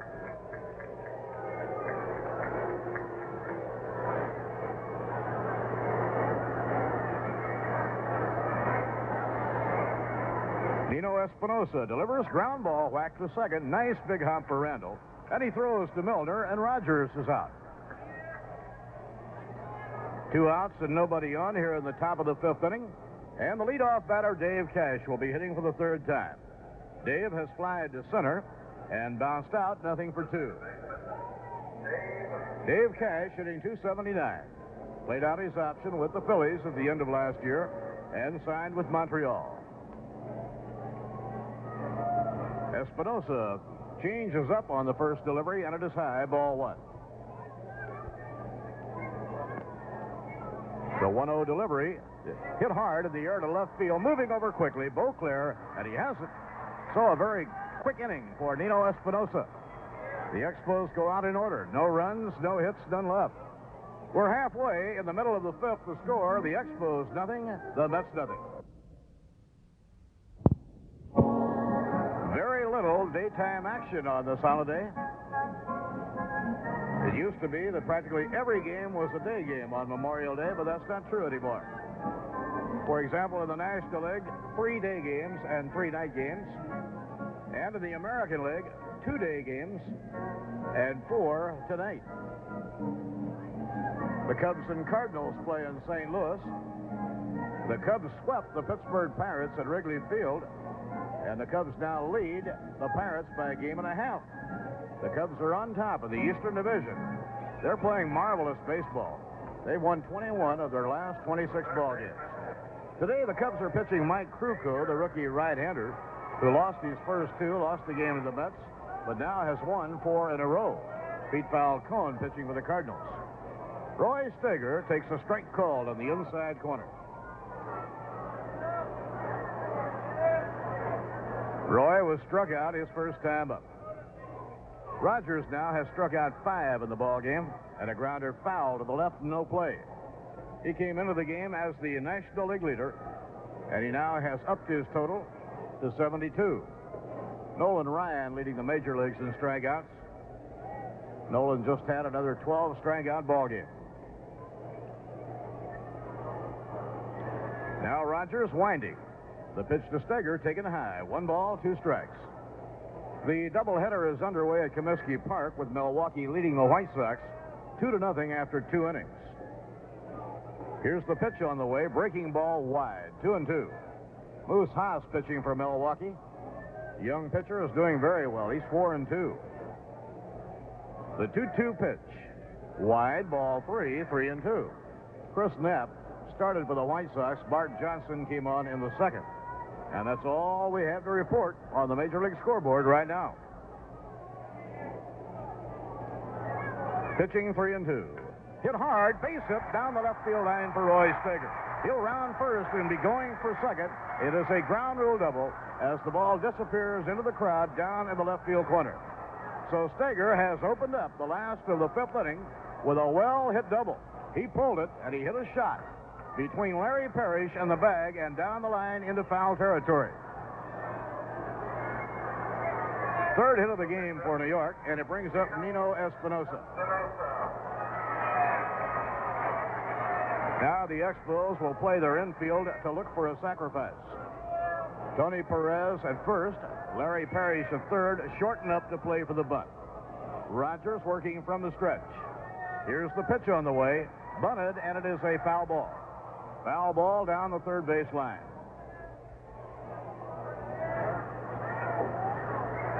The Mets had a runner as far as third in the opening inning of the game when Lenny Randle got that far.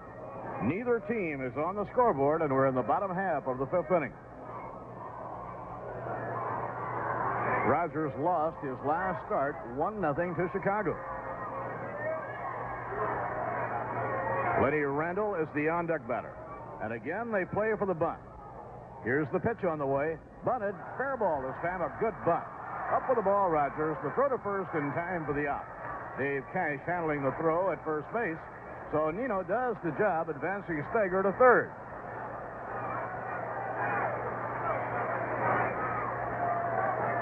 Now the Expos will play the infield in for a play at the plate.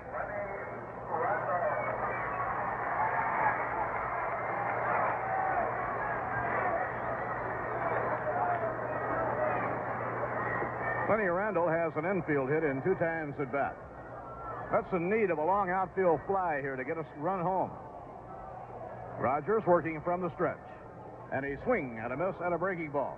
That time Lenny Randle decoyed a squeeze and then took a full swing. But the breaking ball that was in on his hip, he missed. Bruce Boisclair is the on-deck hitter. Rogers, the ace of the Montreal staff. He's tough. Now Staiger leading down the line at third. Would they try to squeeze? And a bluff throw to third. Rogers stepped off. He did not have to throw it. So the Expos are well aware of the squeeze play. Staiger, the runner on third, is not fast. If you have the suicide squeeze on, you'll score if the batter bunts the ball fair. Now the pitch on the way.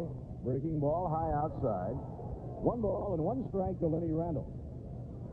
For the second time in the game, the Mets have a runner on third. This time with 1 man away. Montreal in the outfield playing Randle as a pull hitter. He's batting left against Rogers. Low, ball 2. 2 balls, 1 strike. Manager Dick Williams of Montreal standing on the bottom step of the dugout, looking first to third and then looking toward home. Rogers toes the pitching slab now as Lenny Randle rests the bat on his shoulder. Now he cocks it. 2-1 delivery. And a high fly ball hit the right field. Staiger will tag up. Dawson getting under it, waiting, makes the catch. Here comes the throw, and he's going to score. So Randle gets the run across the plate with a fly ball to right field. And the Mets lead 1-0. That throw by Andre Dawson was far off line.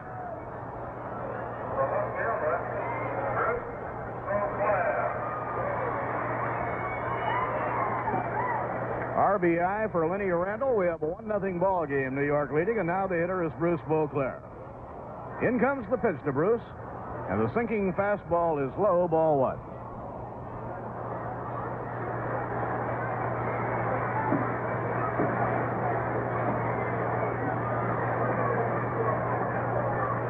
Now the windup. Here's the pitch and a towering fly ball to left center field.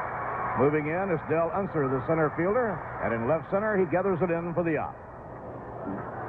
1 run on 1 hit. A leadoff double by Roy Staiger. No errors, none left.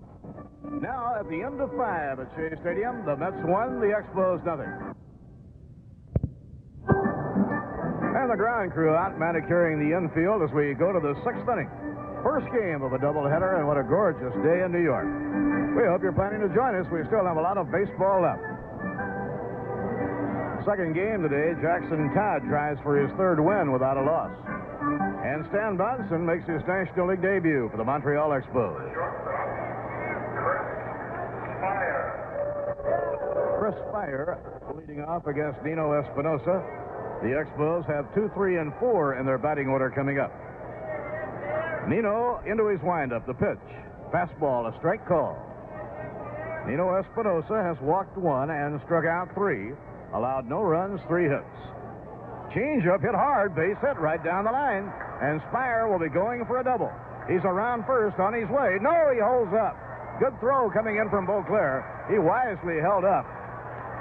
Fast fielding by Boisclair holds him to a single on a ball hit between Staiger and the bag and down the line. Good fielding work by Bruce Boisclair. That was a changeup, and it backfired on Espinosa. So quickly, the Expos have the tying run on. Nobody out. The batter is Andre Dawson. Dawson was out on a good play by Boisclair his last time up. Bruce had to sprint to the line to make a one-handed grab of a fly ball. Right-hand batter waiting. He bunts it, and it is popped in the air foul, but no play for Stearns. Not high enough for Stearns to be able to get under. John gave it quite a try. He made a dive for it.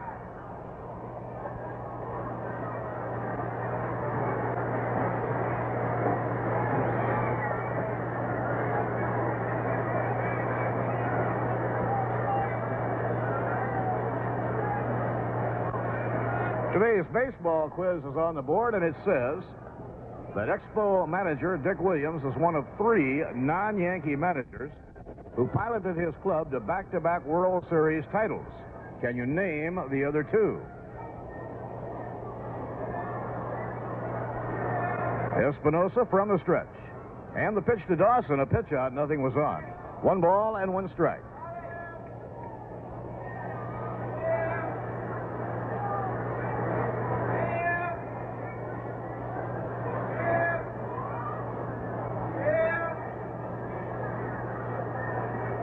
Nino throws to first, not in time. Speier getting back to the bag. Speier has a perfect day at the plate with 2 hits and a walk. Now Speier with the lead off first. In comes the pitch, bunted on and fouled back on the screen.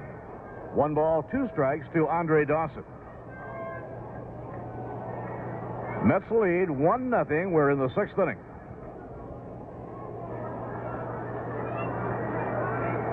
Memorial Day afternoon in New York. Nino Espinosa checking things out with John Stearns. The bunt play is probably off now. Here's the pitch on the way. Swing and a foul. Straight back into the screen. Nino Espinosa locked in a mound duel with the ace of the Montreal staff, Steve Rogers. They want Kranepool's attention now. He's playing a very deep right field against a right-hand batter. And the pitch on the way. Strike 3, fastball at the outside corner. So Dawson caught looking. The 4th strikeout for Nino Espinosa. 3 of the 4, the batter has been called out looking. Now Tony Perez, the first baseman. He has bounced to the mound, and he hit a long fly ball to center that Lee Mazzilli caught. Tony Perez hitting .260. Montreal leader at RBIs with 23. Infield looking for 2. The pitch. Swing and a miss, strike 1. Let's have the infield straight away at double play depth against Tony Perez. The outfield is deep. Mazzilli a step or 2 toward left center.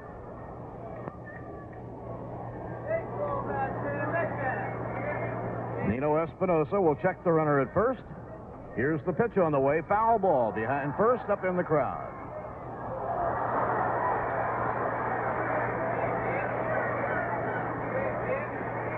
Let's have an unusual road trip coming up to Montreal. They'll be out of the city only one night.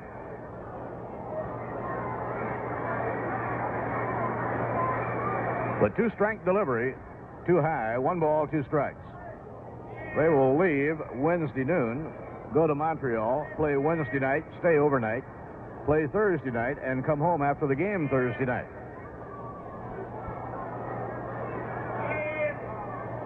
The 1-2 delivery.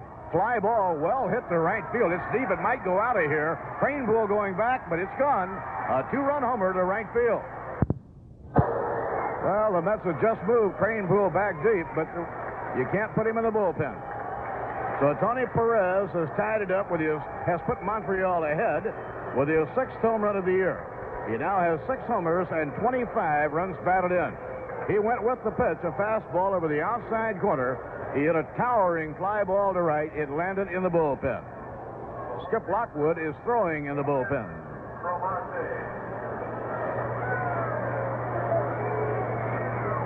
Now the Expos have the lead 2-1. Warren Cromartie is the batter. He's hitting number 5 in the batting order. Has flied to left and bounced to second. And a swing and a miss and a change of pace, strike 1.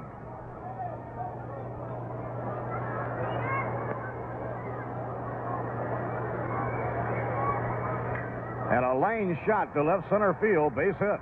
Taken on 1 hop by Lee Mazzilli. Cromartie has singled hard to left center.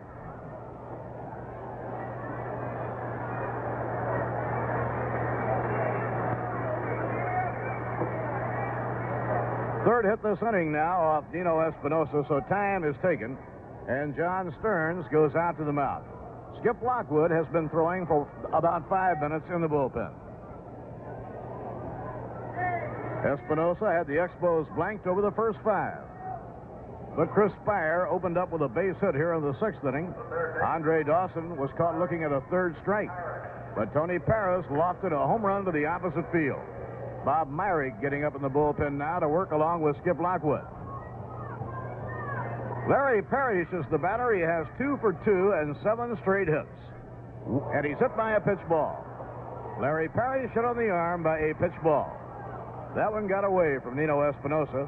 Parrish is not hurt at all. And the Expos have runners on first and second. 1 man away. Del Unser will be coming up. Del Unser has reached on a force play and been called out on strikes, nothing for 2. Del is hitting .333. So Myrick and Lockwood are working in the bullpen. Espinosa running into his first serious jam. Montreal 2 and New York 1. Cromartie is on second and Parrish on first. Now Unser asking for time, gets a handful of dirt.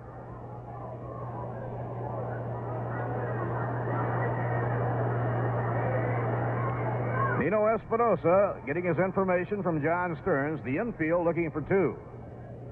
Here's the pitch on the way. Swing and a foul tip, strike 1.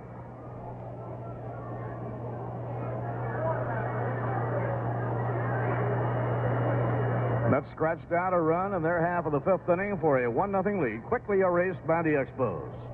Erased by the veteran Tony Perez with a home run to the opposite field with a man on.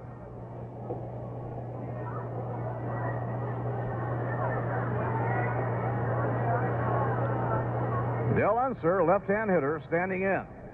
Mets playing Del to pull the ball. Mazzilli a couple of strides to right center. And a fastball on the outside corner, strike 2.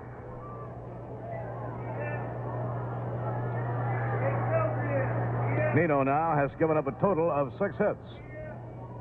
3 of the 6 here in the 6th inning. Now the pitch on the way to Unser, and he pops the ball up foul behind the plate.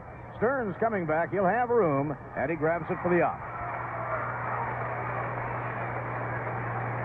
So Del Unser has fouled out to Stearns. That is the second out. And the batter coming on will be the catcher, Barry Foote. Barry Foote has struck out and bounced to short, nothing for 2. A .262 batting average. He has been catching most of the games the last week for Montreal.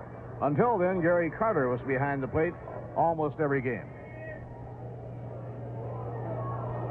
2 outs and 2 on. Swing and a miss and a slider. Out in the bullpen, Joe Pignatano is doffing his cap in the direction of the Mets dugout. That means that Lockwood is ready if Frazier wants him.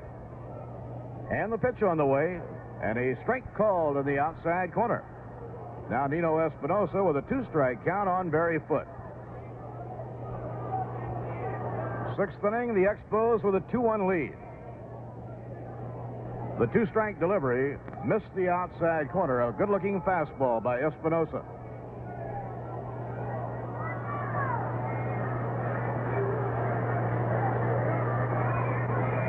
At shortstop, Mike Phillips checking out the sunglasses. And the pitch on the way. A swing and a miss. He struck him out. Good hard slider by Espinosa. He now has 5 strikeouts in the ball game. But Montreal got 2 runs on 3 hits. They had 2 left on. In the middle of the 6th inning, it is the Expos 2 and the Mets 1.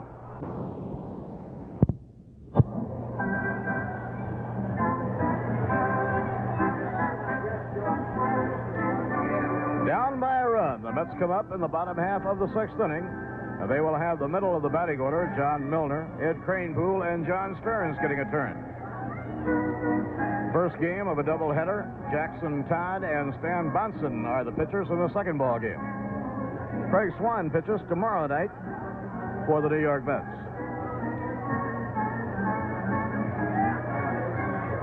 Recently acquired Santo Alcala will be on the mound for Montreal. Had a great rookie season with Cincinnati last year. He was 11-4. Santo Alcala, like Nino Espinosa, is from the Dominican Republic. Beautiful country. John Milner standing in. Fastball wide, ball 1. Rogers has paid respect to Milner in the game. John has been up twice. Both times has been walked. The only walks that Rogers has allowed. Now a fastball for a strike. 1 ball, 1 strike. We're in the home 6th inning. The 1-1 delivery, curveball, missed the outside corner. That was that big breaking curveball.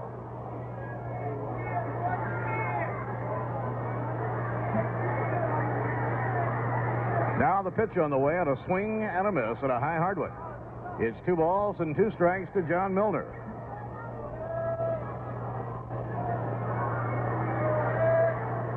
Ed Kranepool kneeling in the on-deck circle, and then it will be John Stearns. The 2-2 pitch, foul ball behind third and into the crowd. Well, the answer to the baseball quiz, in addition to Dick Williams, Sparky Anderson and Connie Mack were the only other non-Yankee managers who piloted their clubs to back-to-back World Series titles.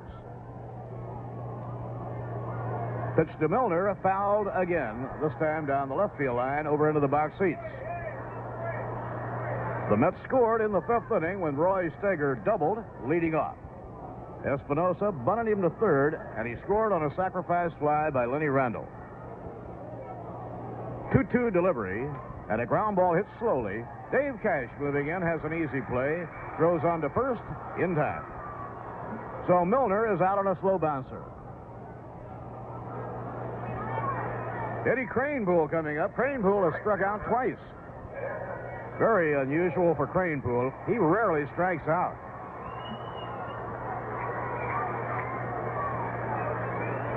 Kranepool has struck out only 8 times all year until today. Now has been fanned twice, so the total is up to 10.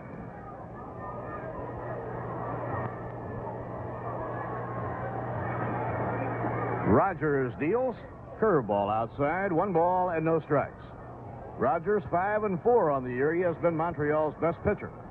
2.2 ERA. The 1-0 delivery hit late. A foul ball. Sounded like it might have been a broken bat. It was, and Kranepool will go for another. Well, Kranepool just broke his game bat. He won't like that. He's had a very hot bat going. When you're in one of those good grooves, you really hate to break the bat. 1 ball, 1 strike to Kranepool. Foul ball hit back upstairs toward the press level.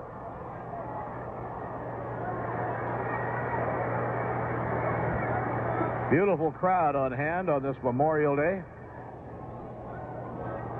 Now the 1-2 pitch. And a high fly ball, well hit to center field, but playable. Del Unser goes back, lines it up, and makes the catch. Close to the warning track, taken by Del Unser. 2 outs and nobody on. John Stearns will get a turn. He was robbed of 2 RBIs in the first inning of this game on a diving one-hand grab made by the left fielder Warren Cromartie.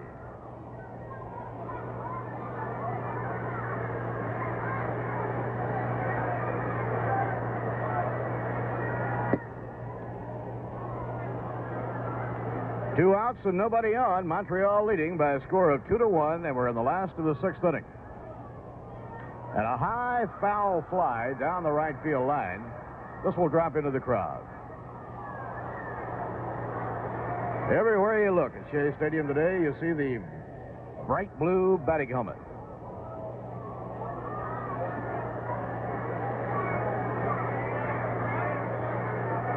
John Stearns is 0 for 2.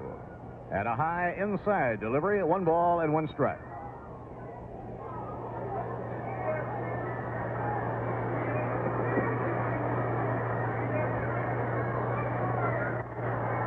The infield deep and straight away. And a swing and a miss, 1 ball, 2 strikes.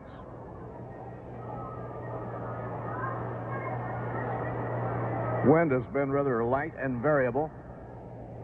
It's calmed down. It's not as strong now as it was in the earlier part of the ball game. It was blowing to right field earlier. Now the 1-2 delivery. Slider inside, 2-2. Lee Mazzilli, kneeling in the on-deck circle, takes a few phantom swings. The pitch by Rogers, hit in the air off the end of the bat to center field. Unser comes in and has it for the out. And the Mets go quietly in the 6th inning. No runs, no hits, none left. Lindsey Nelson will join you for the play-by-play in just a moment. At the end of 6 innings, Montreal 2, New York 1.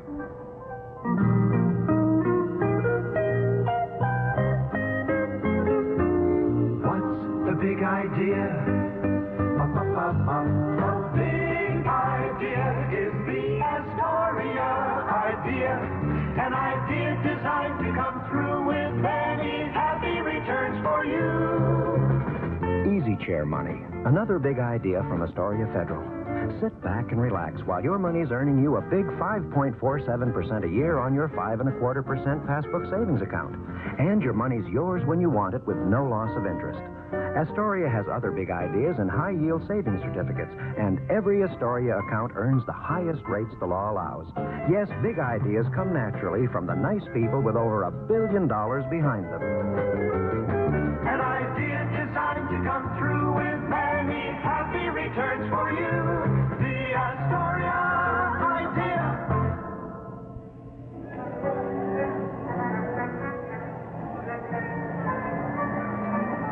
Through 6 innings of play, it's the Montreal Expos. 2 runs, 6 hits, and 1 error. The New York Mets 1 run, 3 hits, and no errors. Nino Espinosa started, is still in there for the Mets, and he will be facing Steve Rogers, who will lead it off for the Expos. Major League lead. At Comiskey Park in Chicago, Richie Zisk has hit his 14th home run of the year to take the Major League lead. Richie Zisk with homer 14 for Chicago. Foul ball back and out of play. It's strike 1. Milwaukee is leading Chicago 2-1 in the 5th inning, first game of a doubleheader. Moose Haas against Chris Knapp. Barry Johnson in the 2nd. There's a pitch low. Richie Zisk was traded by the Pittsburgh Pirates to the White Sox for Terry Forster and Rich Gossage. Hitting power for pitching power. Here's a pitch that's low for a ball, so it's 2-1.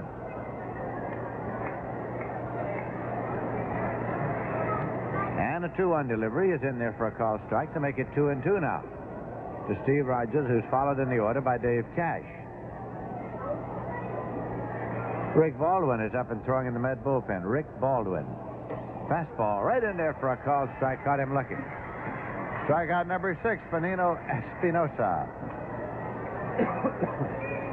And that brings up Dave Cash, who has flied to center, gone out to second base, and flied to left, so he's gone 0 for 3.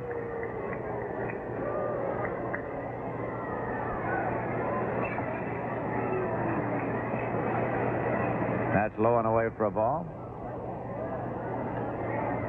1-0, the count to Cash. Swinging a ground ball through the hole into right for a base hit. Charged by right fielder Ed Kranepool and played back. Dave Cash with his first hit of the day, a single to right. Chris Speier is coming up. He doubled, he walked, and he singled. Been on base 3 consecutive times. The Mets first came into the league back in 1962. They played at home on Memorial Day against the Dodgers. It was the first appearance of the Dodgers back in New York after the formation of the Mets. Mets were playing their home games at the Polo Grounds at that time, and they drew over 50,000 fans. So at first, not in time. That is brought to mind by the fact that a broadcaster for the Montreal Expos in the next booth right here is Duke Snider. That pitch is in for a call strike. Snider was still with the Dodgers in 62. He came to the Mets in 63. Finished up his playing career actually with the Giants, of all people. Here's the 0-1, and it's low for a ball.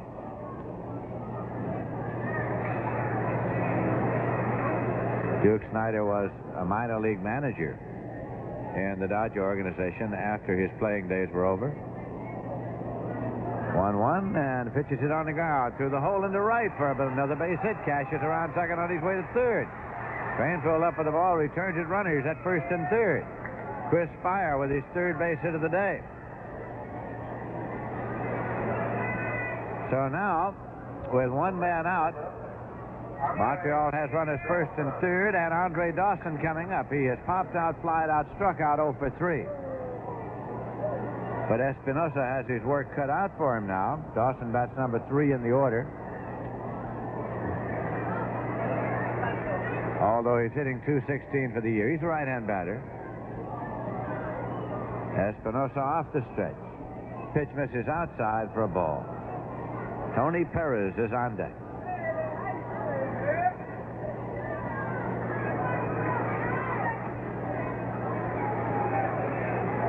This will be a 1-0. Low and a throw to third, not in time. Scrambling back in safely as Cash as the throw almost went awry. 1-0, the count to Andre Dawson at the plate.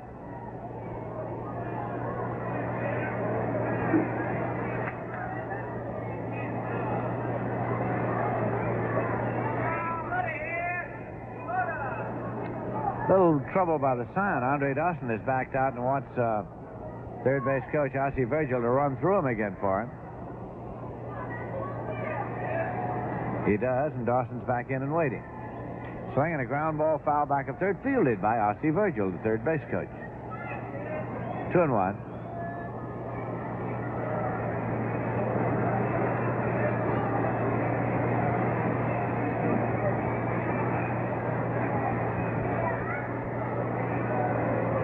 Again, Dawson is trying to read the sign, but there is no sign, which means as you were and swing away.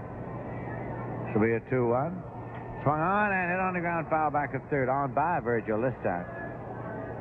Don Zimmer was the third base coach for the Montreal Expos and went on to become a manager at San Diego and at Boston.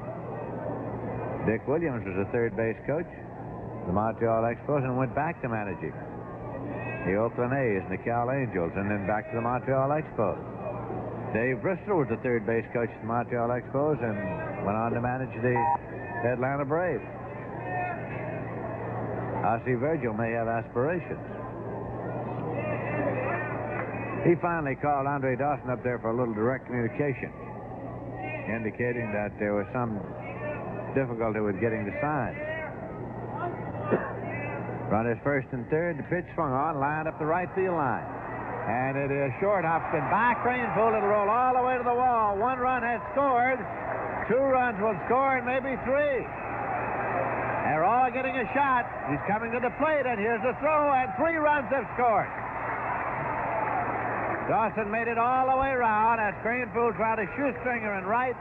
Did not get it, and the ball rolled all the way to the wall. The score is Montreal 5 and the Mets 1.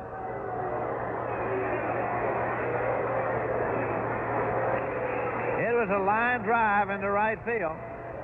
Kranepool actually got too close to it. And it came up on a short hop and went right on by him and rolled all the way to the wall. By the time he had recovered, 3 runs scored.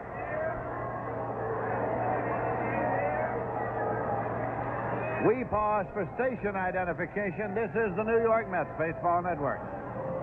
Hello, world. This is William B. Williams. I am in the bullpen weekdays from 10 a.m. to 1 p.m. only on 1130 WNEW in New York.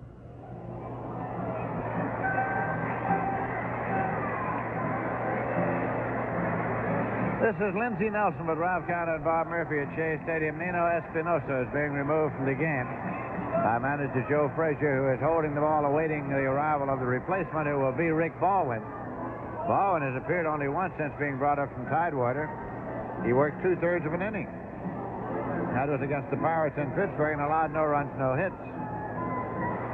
Matter of fact, he came into the ball game and with the bases loaded and got the batter to hit into a 1-2-3 double play. That's all the action he's seen.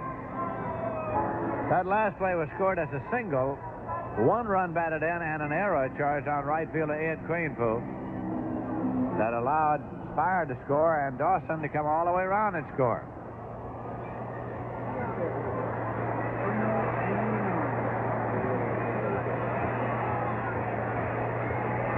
Baldwin at Tidewater was in 12 games.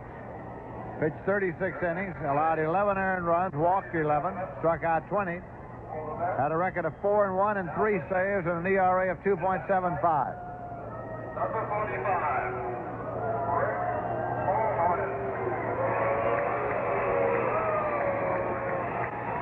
Baldwin in to do the pitching. Espinosa, 6 1/3. 5 runs on 9 hits, struck out 6 and walked 1.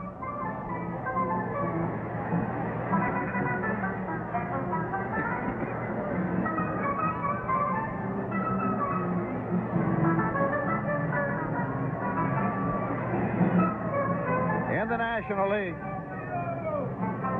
in the 3rd inning, Chicago Cubs nothing, St. Louis Cardinals nothing. Mike Krukow 4-2. Against Pete Falcone 1-5. Cubs have won 5 in a row, 13 of 16, 21 of 26. They're on top by a game and a half in the Eastern Division, but they've lost their first base coach, Alvin Dark, who has gone to become the manager of the San Diego Padres since John McNamara has been fired, and Bob Skinner was the interim manager for 1 game last night, which San Diego won. Pittsburgh Pirates are at Philadelphia. That's tonight. Atlanta Braves are at Cincinnati. That's also tonight. San Diego Padres under new manager Alvin Dark are at San Francisco. He formerly managed the Giants in San Francisco. That'll be a holiday doubleheader. Giants have won 7 out of their last 9. And the Dodgers are at Houston tonight. We're ready to go here now. Nobody on and 1 man out, and Tony Perez is at the plate. Rick Baldwin into the motion. Pitch is low for a ball. Warren Cromartie is on deck. Montreal Expos 5 and the New York Mets 1.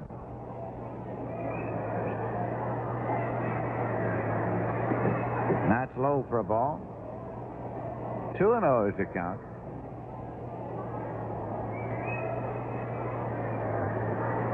Perez is hitting .265. That's inside low. Count of 3-0. Big crowd here this afternoon for the Memorial Day doubleheader at Shea. And the 3-0. Low walking.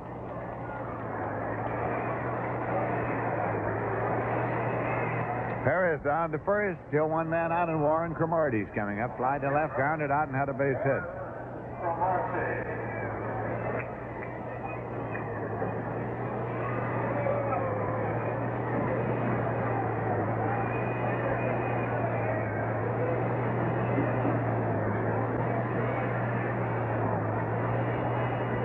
Baldwin delivers, and he's low bridge by a line drive out into center field. Moving up to second and holding there is Perez. The ball is overrun by Mazzilli. He retrieves. Perez still holds. And Cromartie's on. A line shot right back over the head of Baldwin, who was in the follow-through at the time and had to duck to get out of the way. Larry Parrish, who had 5 for 5 yesterday, 3 homers and 2 singles. Today has been on base 3 consecutive times. Single, hit by a pitch ball. So that's quite a string that he has run out. On base 8 consecutive times. Right-hand batter, one man out, runners at first and second. Here's Baldwin's pitch inside for a ball. It's 1-0. Del Unser has moved out on deck for the Montreal Expos.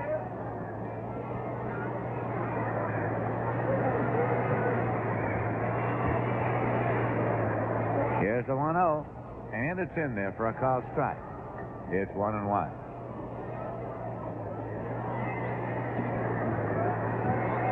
Ed Sudol calls time, comes around to brush off the plate.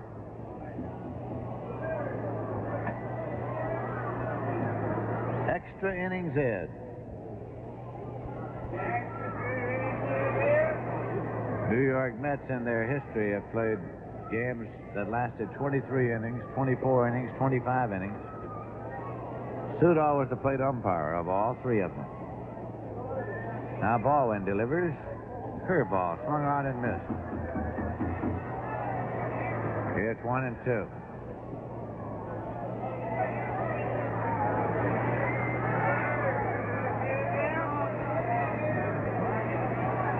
Perez the runner at second. Cromartie the runner at first. And the 1-2. Fastball low. 2 balls and 2 strikes.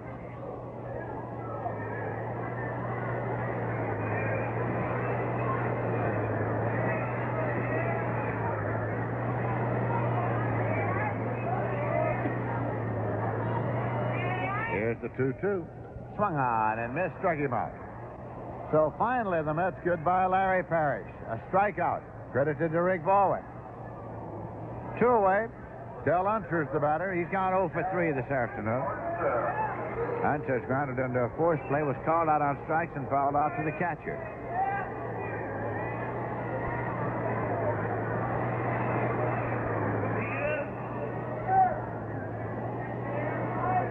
Baldwin kicks at the rubber a time or two before settling down.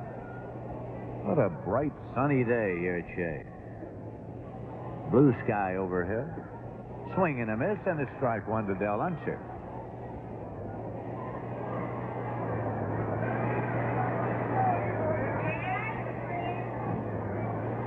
Del Unser and Wayne Garrett were traded from the Mets to Montreal in exchange for Pepe Manuel and Jim Dwyer. That pitch is low for a ball. It's 1-1.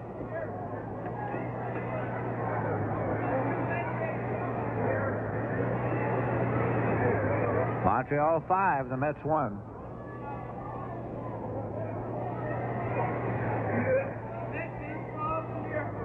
And that pitch is high for a ball. So it goes to 2-1.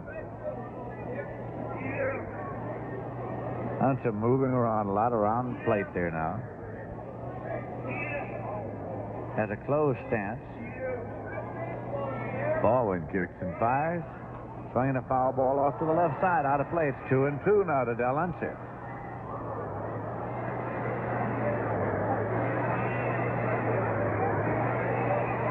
In the second game, Jackson Todd is going to start for the Mets.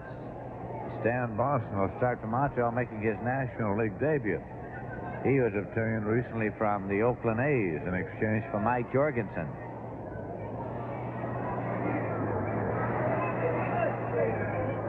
Here's the 2-2. Swung on it in the air to left field. Boisclair is back there waiting and makes the catch at the edge of the warning track. But the Expos picked up 3 runs on 4 hits. There was an error and 2 left. And in the middle of the 7th inning, the score is Montreal 5 and the Mets 1. Midway of the 7th, the Met fans are up and stretching all around the ballpark, and somewhere in the distance I hear music.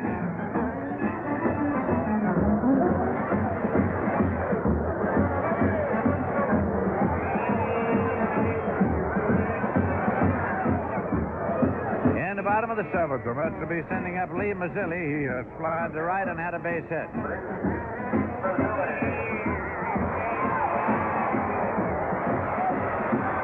Trailing by 4 as they bat in the bottom of the 7th inning against Steve Rogers, who started this inning all the way. Rogers has struck out 5 and walked 2. He started the day as the National League leader in strikeouts with 67. Now has 72. He's under the motion, pitch to Mazzilli, and the pitch is high and away for a ball. It's 1-0.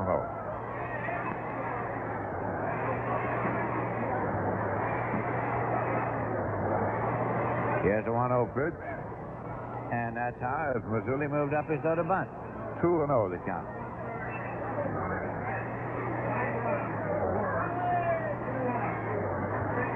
At third base, Parrish is in on the grass against the speed and bunting capability of Lee Mazzilli.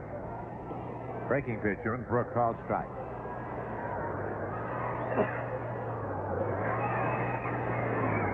Mike Phillips is on deck.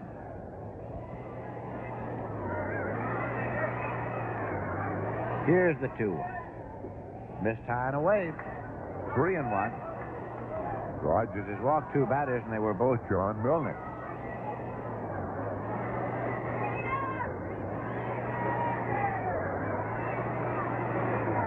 And the 3-1 delivery.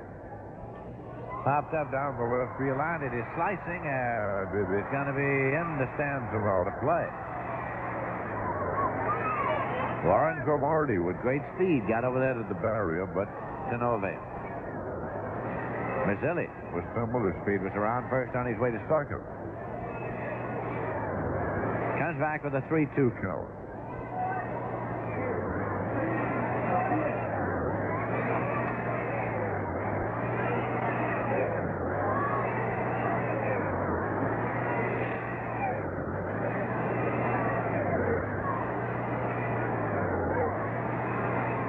Payoff pitch, outside walked it. So the Mets get a base runner. Third walk issued by Rogers puts Mazzilli on at first with nobody out and brings up Mike Phillips, who has grounded out and struck out today.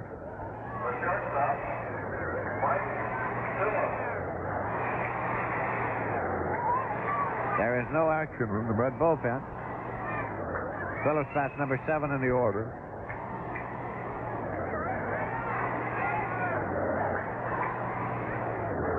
Rogers sets up and checks. Deals a pitch.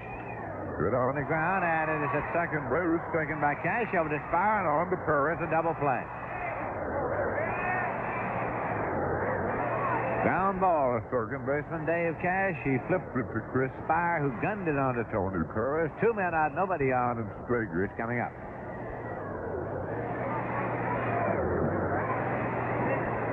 Staiger has struck out and doubled. Later scored. That scored the first run. That was in the 5th inning. Staiger double was sacrificed third, scored on a sacrifice fly.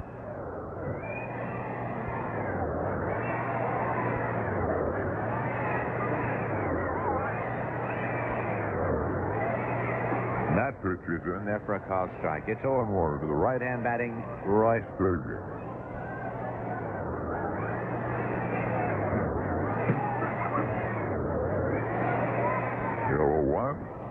Inside for a ball. It's 1-1.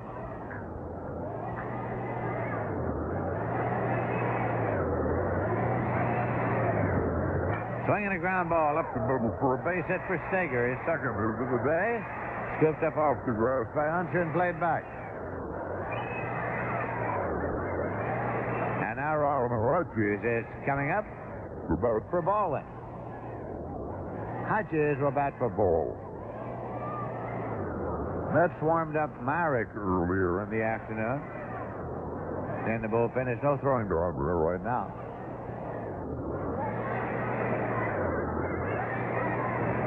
Rodgers is within 348. Right, 8 hits and 23 times at batting. 2 runs batted in. Hodges batting for Baldwin. Your attention, please. Ladies and gentlemen. Batting for Baldwin. Number 4, Hill. Hodges. Well, Baldwin is credited with 2 thirds of inning. No runs, 1 hit, struck out 1, walk 1.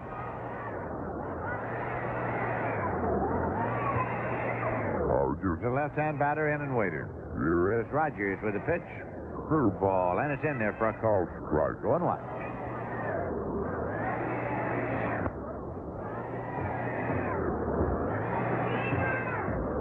Staiger's taking the lead. Perez around him there. Montreal's leading for 1. In throw and blocked. Up the first baseline. No, it's Perez. Barry Foote got his body in front of the pitch that hit in the dirt. Blocked it out in front of him. So there's no chance for Staiger to advance.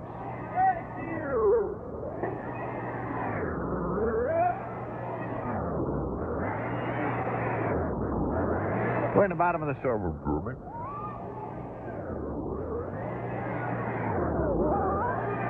First game of a holiday doubleheader, occasioned by an earlier rainfall.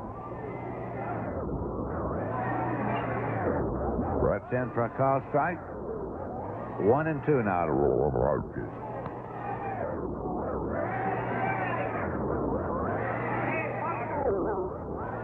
Rodgers is a little breather.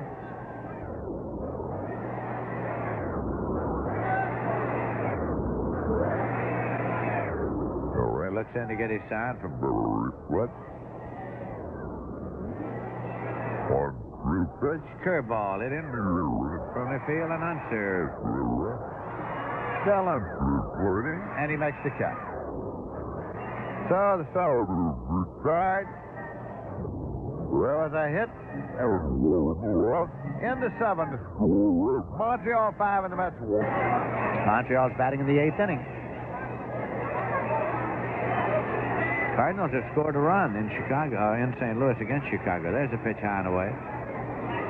Going to the 4th inning, Cardinals 1, Cubs 0. Mike Krukow 4-2 against Pete Falcone 1-5. Here's the 1-2. Hit off the end of the bat, foul ball back to first. Chicago Cubs have been the biggest surprise team in the major leagues. Throughout spring training and in the early stages of the campaign, most observers thought they looked a great deal like the same old Cubs.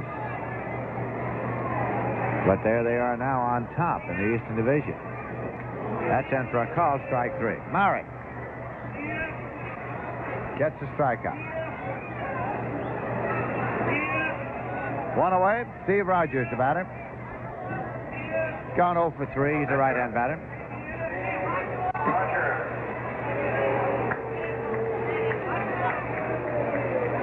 Chicago Cubs, managed by Herman Franks. Low for a ball. Herman's in his early 60s, and there were some eyebrows raised when he was named manager of the young Chicago Cubs. That's low for a ball. 2-0. It's Peanuts Lowry and Alvin Dark, 2 of his coaches. Dark, of course, has come up with a manager's job going to San Diego. There's a pitch in for a called strike. The Cubs had made some deals that have paid off for them. Here's the 2-1. Swung on it on the ground to third base. Charged and a big hop taken by Staiger and played on in time. Two-way, Dave Cash will be coming up. He's 1 for 4. A great many observers thought that when the Chicago Cubs traded away Bill Madlock, who was the National League batting champion for 2 years. That they had given up a good part of their power, and if they hadn't done it there, when they traded Rick Mundy to the Dodgers, they had certainly done it there. Gave up center fielder Rick Mundy and third baseman Bill Madlock. 2 stars. That pitch is in for a call strike. But they got quite a bit in return. Here's the 0-1 pitch. Swung on line into center field for a base hit. Dave Cash with his second hit. On at first with 2 away, and Chris Speier is coming up. Been on base 4 consecutive times, 3 hits and a walk. They got Mercer, of course, from the San Francisco Giants, the Cubs did. And they got Steve Oliveros also, who's been more than adequate third baseman for the Chicago Cubs.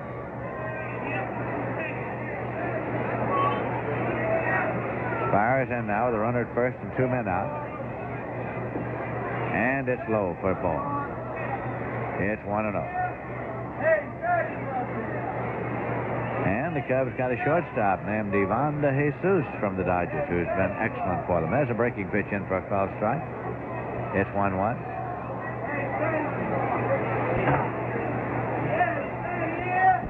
Manny Trio is having a great year at second base for Chicago. Here's a 1-1 delivery now.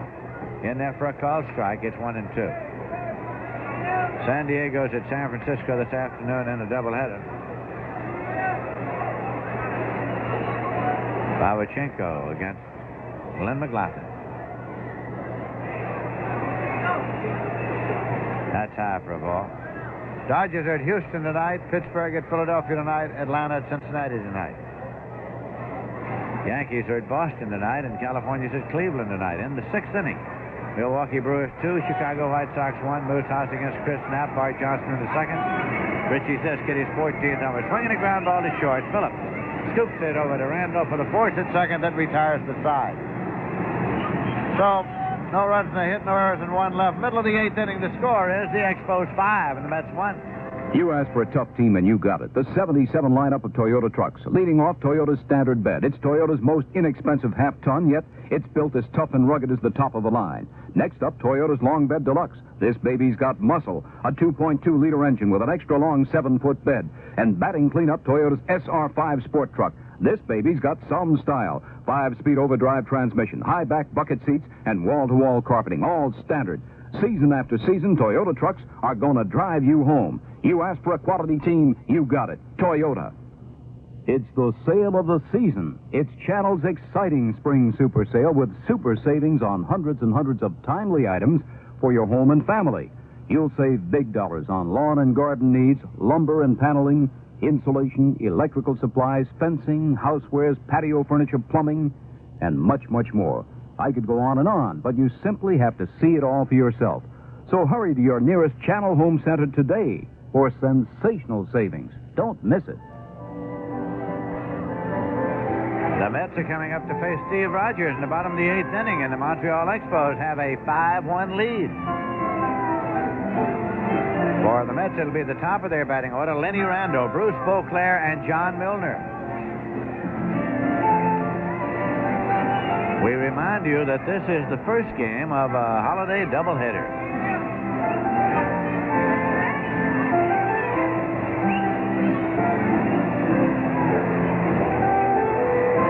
You know, historically in New York, at Ebbets Field, at the Polo Grounds, at Yankee Stadium, at Shea Stadium, when there have been outrageously large crowds, unexpectedly sometimes, they've usually been on Memorial Day.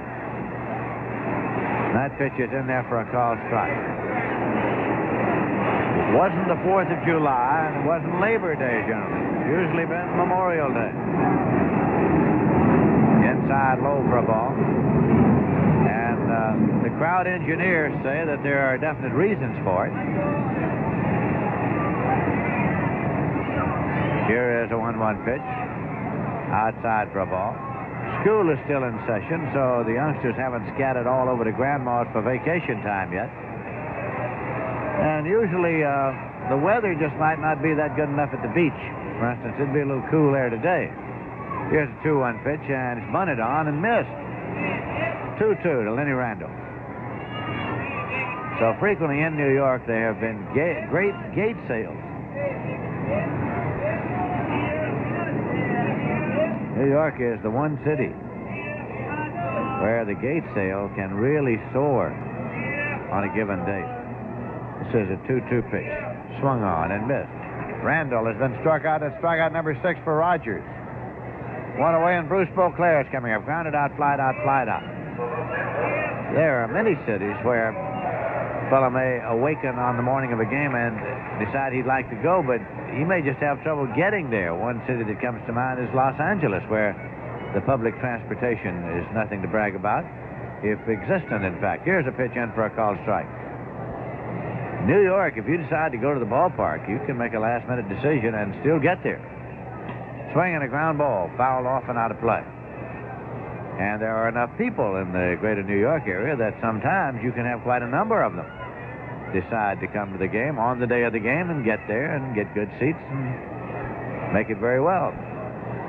0-2 the count to Bruce Boisclair. And here's Steve Rogers with a pitch that is low for a ball, so it's 1-2. One man out, nobody on base, and the Montreal Expos are leading the Mets 5-1 in the bottom of the 8th inning.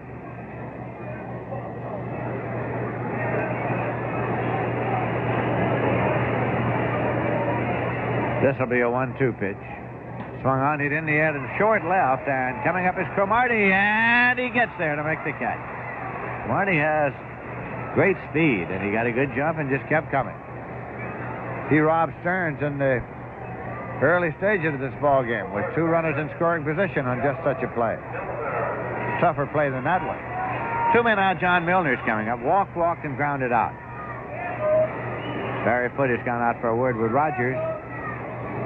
2 men out, nobody on, bottom of the 8th inning. The wind has been no factor here this afternoon.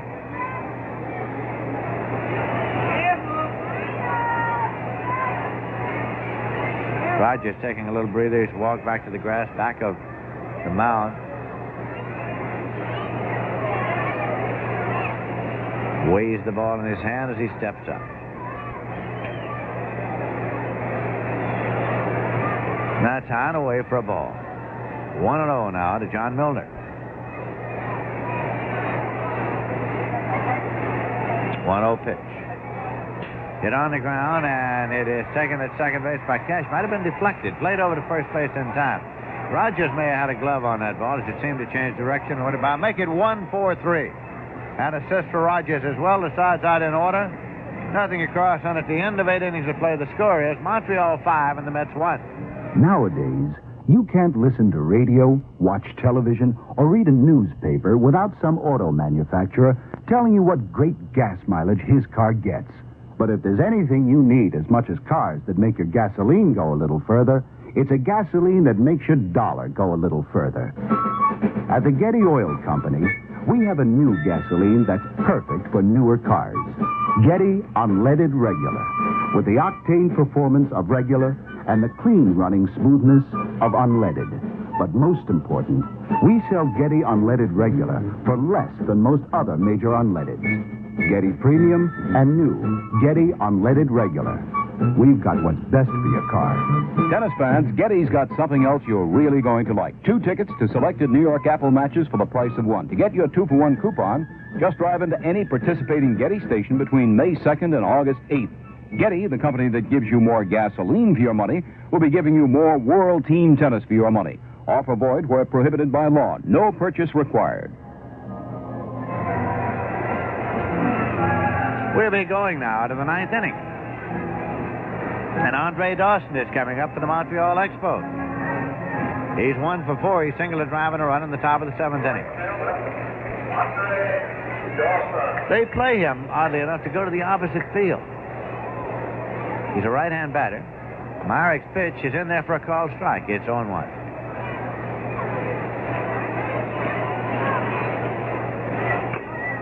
This will be an 0-1 delivery.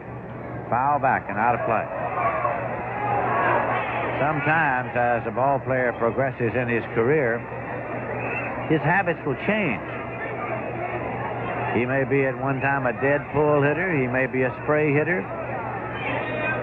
Here's the 0-2, swung on and missed. Struck him out. Bob Marek with his second strikeout. Tony Perez is coming up. One who comes to mind is Del Crandall. His days as a catcher with the Milwaukee Braves and then later with the Giants. One time,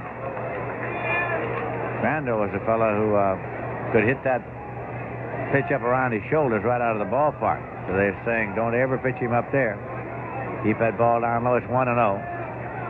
But his habits change. That's low for a ball. Stretch McCovey right now is a fellow, an example, who in his later years has changed his batting stance so that he at one time was a dead pull hitter. He isn't anymore. Pitch is low. He moved back off the plate, and he tries to hit it anywhere and any way he can.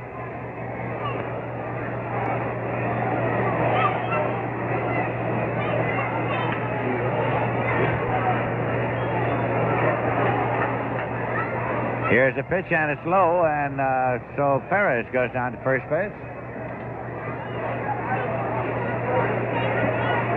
St. Louis Cardinals got 3 runs in the 4th inning. So going to the 5th now, the Cardinals are leading the Chicago Cubs by a score of 4-0. Mike Krukow against Pete Falcone. Cromartie's up there now. There's a swing and a fly ball down the left field line. Moving over is Boisclair to the line. He makes the catch. Perez retreats to first, 2 away. And that'll bring up Larry Parrish. Mets finally got him out in the 7th inning when he struck out. Before that, he had single, hit batsman, and yesterday went 5 for 5, including 3 home runs. Larry Parrish. If you want to look ahead, the Mets in the bottom of the 9th inning will be sending up Ed Kranepool, John Stearns, and Lee Mazzilli. Montreal Expos are leading here by a score of 5-1.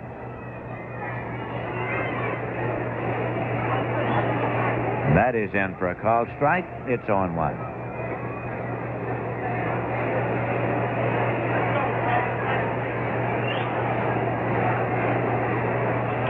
Swinging a high fly ball down the left field line. And again, it is Boisclair going across in foul territory to glove it for the putout. Took it in foul territory down the line and left. The side is out. So it's a walk in 1 left. And in the middle of the 9th inning, the score is Montreal 5 and the Mets 1. Come on into HFC. Come on in. Come on in. Come on into HFC. For nearly 100 years, HFC has tried to bring you the best service possible, to be friendly, fast, and convenient. And we're usually just around the corner. And if there's ever any way we can improve ourselves, just let us know. Come on in. Come on in. Come on in to HFC. HFC, an equal opportunity lender. So come on in. Come on in. Come on in to HFC. Household Finance, where people use our money to get the most out of life. Come on into HFC. At Household Finance, you may borrow up to $2,500 and choose from a wide variety of repayment loans. For a large or small loan, call HFC in New York, New Jersey, or Connecticut. See your phone book for the Household Finance office nearest you. Your attention, please. Ladies and gentlemen. New York Mets will be coming up here now in the 9th inning. Wayne Garrett is coming to play third base for the Montreal Expos. He's being announced. Wayne Garrett gets a hand here. He's a former New York Met. Coming in place of Larry Parrish. Ed Kranepool is up to lead it off. Struck out, fly to center.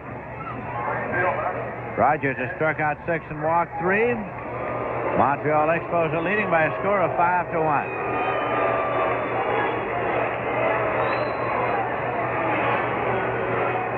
And the pitch is outside for a ball. John Stearns is on deck.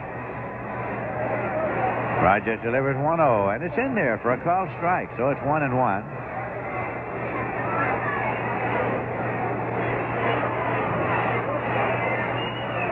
This will be a 1-1 pitch. That is low. 2-1.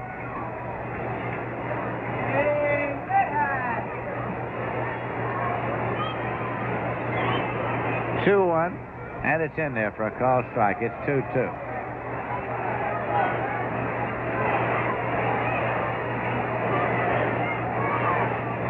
This will be a 2-2 delivery.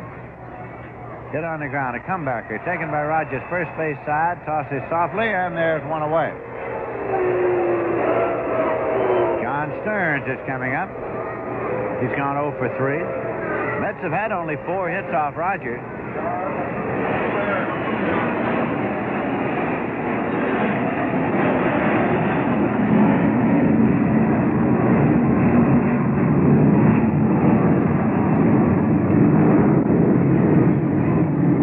Breaking pitch is in for a called strike.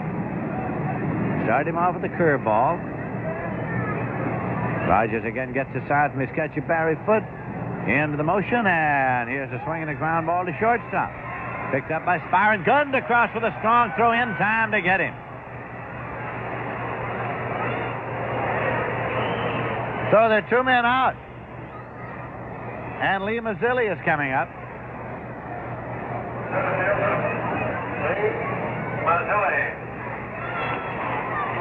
Mets are down to their last out of the first game of the Memorial Day doubleheader. An immemorial performance up to this point.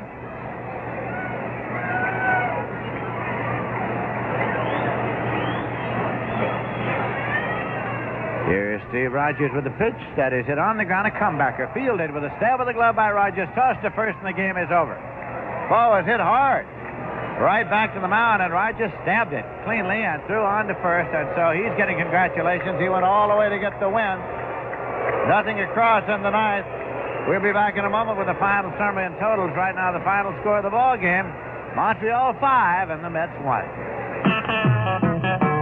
Schaefer beer, consistently great Schaefer. From first beer to your last, it goes straight to your thirst. Beer after beer, the same great taste in Schaefer. Your last one always tastes as good as your first. Schaefer consistency starts with country pure water heading for the Schaefer Brewery in Lehigh Valley. There's Schaefer's Croizen Brewed. That's brewing twice. For over 130 years, it's given Schaefer a smooth, crisp, consistently great taste. Schaefer consistency. Put it to the test. You'll find your last one tastes as good as your first. Beer after beer, the same great taste in Schaefer. Your last one always tastes as good as your first. Schaefer Brewing Company, Lehigh Valley, Pennsylvania.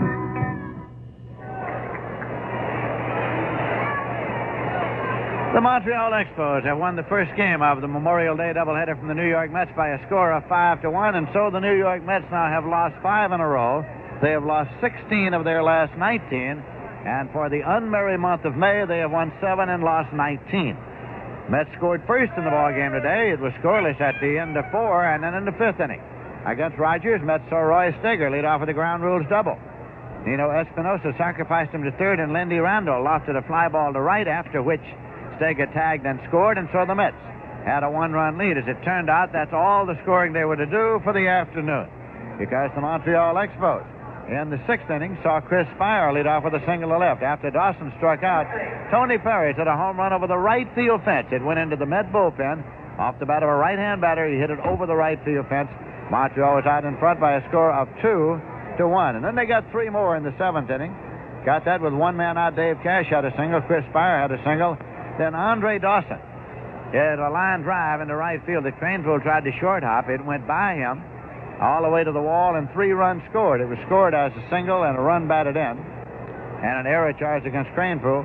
That was all the scoring for the day, as the Montreal Expos won the first game 5-1. We'll continue the wrap-up in just a moment, right after this message.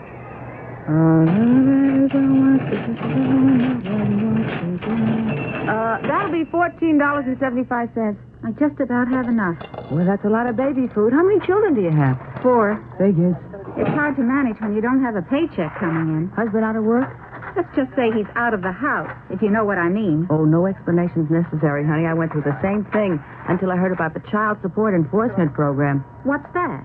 It helps to locate family deserters and makes them pay for their kids' support. Where did you hear about it? On radio. They said that people like us should contact the local welfare department, so I did. What happened? They caught up with my husband and got him to support the kids. You have to be on welfare to get help? No, you should look into it. I certainly will. Thank you. Don't mention it, honey. Hey, don't forget your package. Bye. Bye. Family deserters have forced America to support their 6 million children, adding $8 billion to annual welfare payments. If you're a victim of desertion, on welfare or not, contact your local welfare department.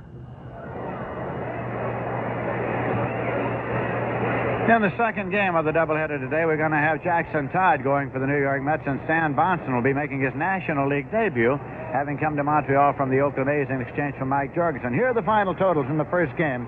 For Montreal, 5 runs, 11 hits, and 1 error. For the Mets, 1 run, 4 hits, and 1 error. Steve Rogers is the winner. He's 6-4. He has extended his National League leading total of strikeouts to 73, getting 6 here this afternoon. Nino Espinosa is the loser. He has won 2, and he's lost 4. Now, we will, of course, be bringing you the second game of this doubleheader on most of these stations. And for those of you who will be joining us, let us say that we'll be picking up here again at 4:05. The first pitch is scheduled for 4:10 here at Shea, so we'll be picking up for the second game at 4:05 from here at Shea Stadium. So we'll be back then to bring you the second game of this holiday doubleheader between the New York Mets and the Montreal Expos.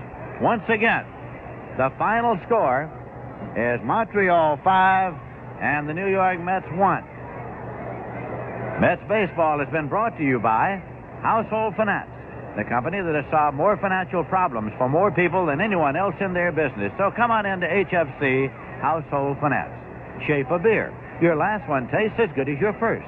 Astoria Federal Savings, one of the fastest growing savings institutions in the nation. Getty Premium and Getty Unleaded Regular, the higher octane gasoline with a lower price. By Dairy Lee. Brought to you by the good folks of Dairy Lee, famous over 50 years for fresh dairy products. By Toyota. Toyota hopes you've enjoyed today's New York Mets game. You asked for it, you got it. And by Channel, it's a whole lot more than a lumber store. Our statistician, Arthur Friedman, our engineer, Ron Ehrenberg.